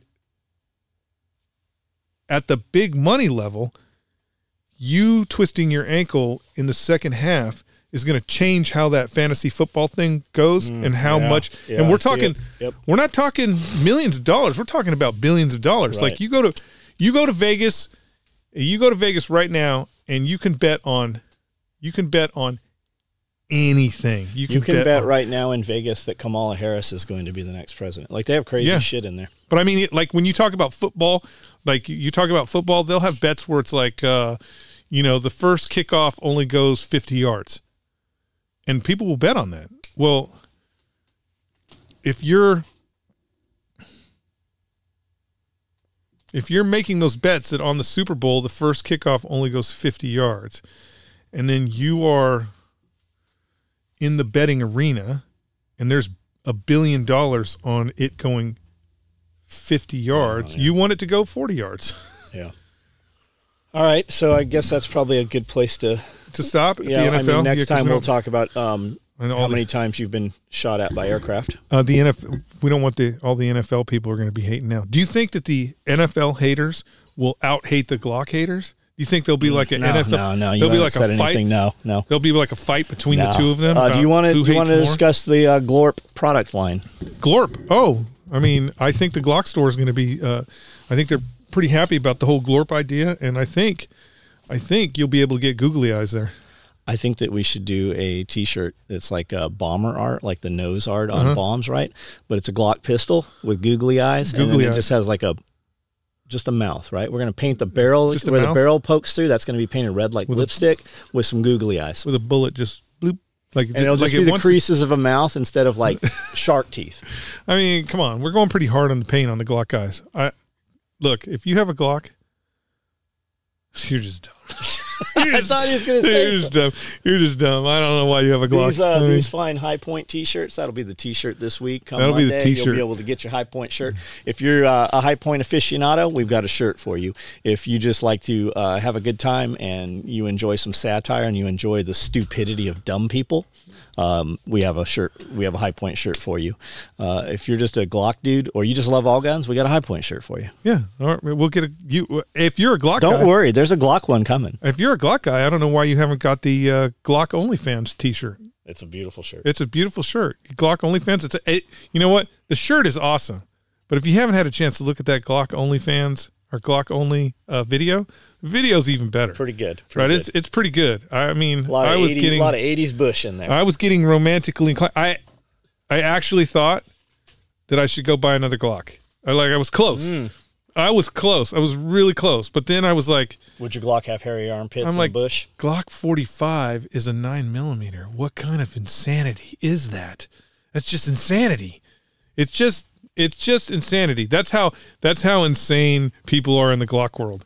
That they would take a perfect opportunity to make one of their dumb numbers make sense, and then they're like, "Oh no, it needs to be another 9mm because 9mm is the new hotness." You guys know that 9mm came out in 1904. It's not really new at all. It's very old. Somebody. I saw a bunch of people commenting that John Browning. What are you talking about? John Browning invented the Glock. No, John Browning would not be caught dead in a Glock factory. He'd be like, "Oh my God, what is all these bricks with sights on them? This is just dumb. just dumb. You guys are lame. I wonder if with there's your any striker Glocks fire out, pistol. I wonder if there's any Glocks out there that are painted like brick walls. I mean, they should be. That'd be a good way to hide your gun. It looks like a brick. Like a brick, because it shoots like a brick. It weighs like a brick. I mean, that's actually a good idea. You know what? Who do we know that does Kent? Cerakote? Cerakote? Yeah, I got or blown deadline. Blown deadline. How do I get my gun to you, blown deadline? I'll have you painted up like a brick. Cause we got him. That's day. like the best. Easy day. That is because I mean, if all else fails, you can throw it at somebody. All right, closing lines. Leave them with some hope, or any last things you want to tell them. Some hope. I hope Glock gets their shit together. Should they just renumber? Would you be okay if they renumbered them all? Yeah, I mean they should. They should hire somebody from the streets. And then would you just put a sticker over your model number, or would you have to send it in and have Glock re-engrave them all? I mean, I don't like to mail guns, so I would sticker all mine. But you know, when I go, there should be like a Glock 9. I know they're all 9s. There should be like a Glock 9 and then a Glock 45, and that's it. You don't, or a Glock 40. You can have a Glock 40 or a Glock 45C. Yeah, or Glock 45C, or Glock 45 CS for compact single stack. And then, you know, Glock, come on. When you decide that you're going to make a new gun, please, for the love of God, make a new gun. Well, they're making an AR-15. I don't need Gen 6. Okay, Gen 6 doesn't make any sense. Gen 10 doesn't make any sense because according to your Glock fanboys, the Glock was the perfect gun. So why do we have a Gen 19? It doesn't make any sense. It's the perfect gun. Why do I have a $5,000 Terran tactical Glock? That doesn't make any sense. It just isn't because from Gen 1 to Gen 2, wasn't that when they made the mags so you didn't have to pull them out? They dropped out. It's so they can sell more mags. I don't know what Glock is doing. They put a serration in the motherfucker and everybody's like, it's brilliant. It's the greatest thing since sliced bread. I can't believe I now have 5 serrations instead of 4. Unbelievable. It's just amazing. And then what did they do with the Gen 5 where they smoothed out the front of it? Hey, guys. Hey, stop it. You guys are crazy. Glock is just out of control. All right, guys. That was episode 18 of Pulling the Thread podcast. If you're hearing this right now and you're on our level 3 membership, you get this within a couple of days of us recording it. It makes it current events. If you're hearing it later and you want to be cool and you want to hear this stuff a little bit sooner, join at level 3 and you'll hear this. And if you're just a normal peasant at level 1, you'll hear it weeks or months later. And if you're not in the group, you haven't heard any of them really yet. But do us a favor. Once you're listening to this, go out on our social media, wherever you see any of these, on the Pulling the Thread TikTok, the Pulling the Thread podcast TikTok, or on the YouTube Shorts for Special Operations Equipment, and engage with those little shit talkers. It just drives the algorithm. It is good for business. Anytime they see somebody said some snide shit and there's 400 comments and interactions below it, it draws eyeballs to that. People want to see, they want to watch that train wreck. And for every one guy commenting, there's 1,000 guys reading. And a couple of those dudes, 10 of them dudes will be like, hey, what are these guys really about? And they come in and they get on the lives and they get memberships and they become customers. It's just, we just need 10 out of every 1,000. And that's what we're after. And you guys help us do that. Fight that fight. Get in there and just have some fun. Say the craziest shit, whatever. You don't even have to mean it. Just, it's the engagement that is driving and growing the audience. And we thank you guys for being here. And we'll do another one of these next week. That'll be 19. That'll be 19. The Glock 19.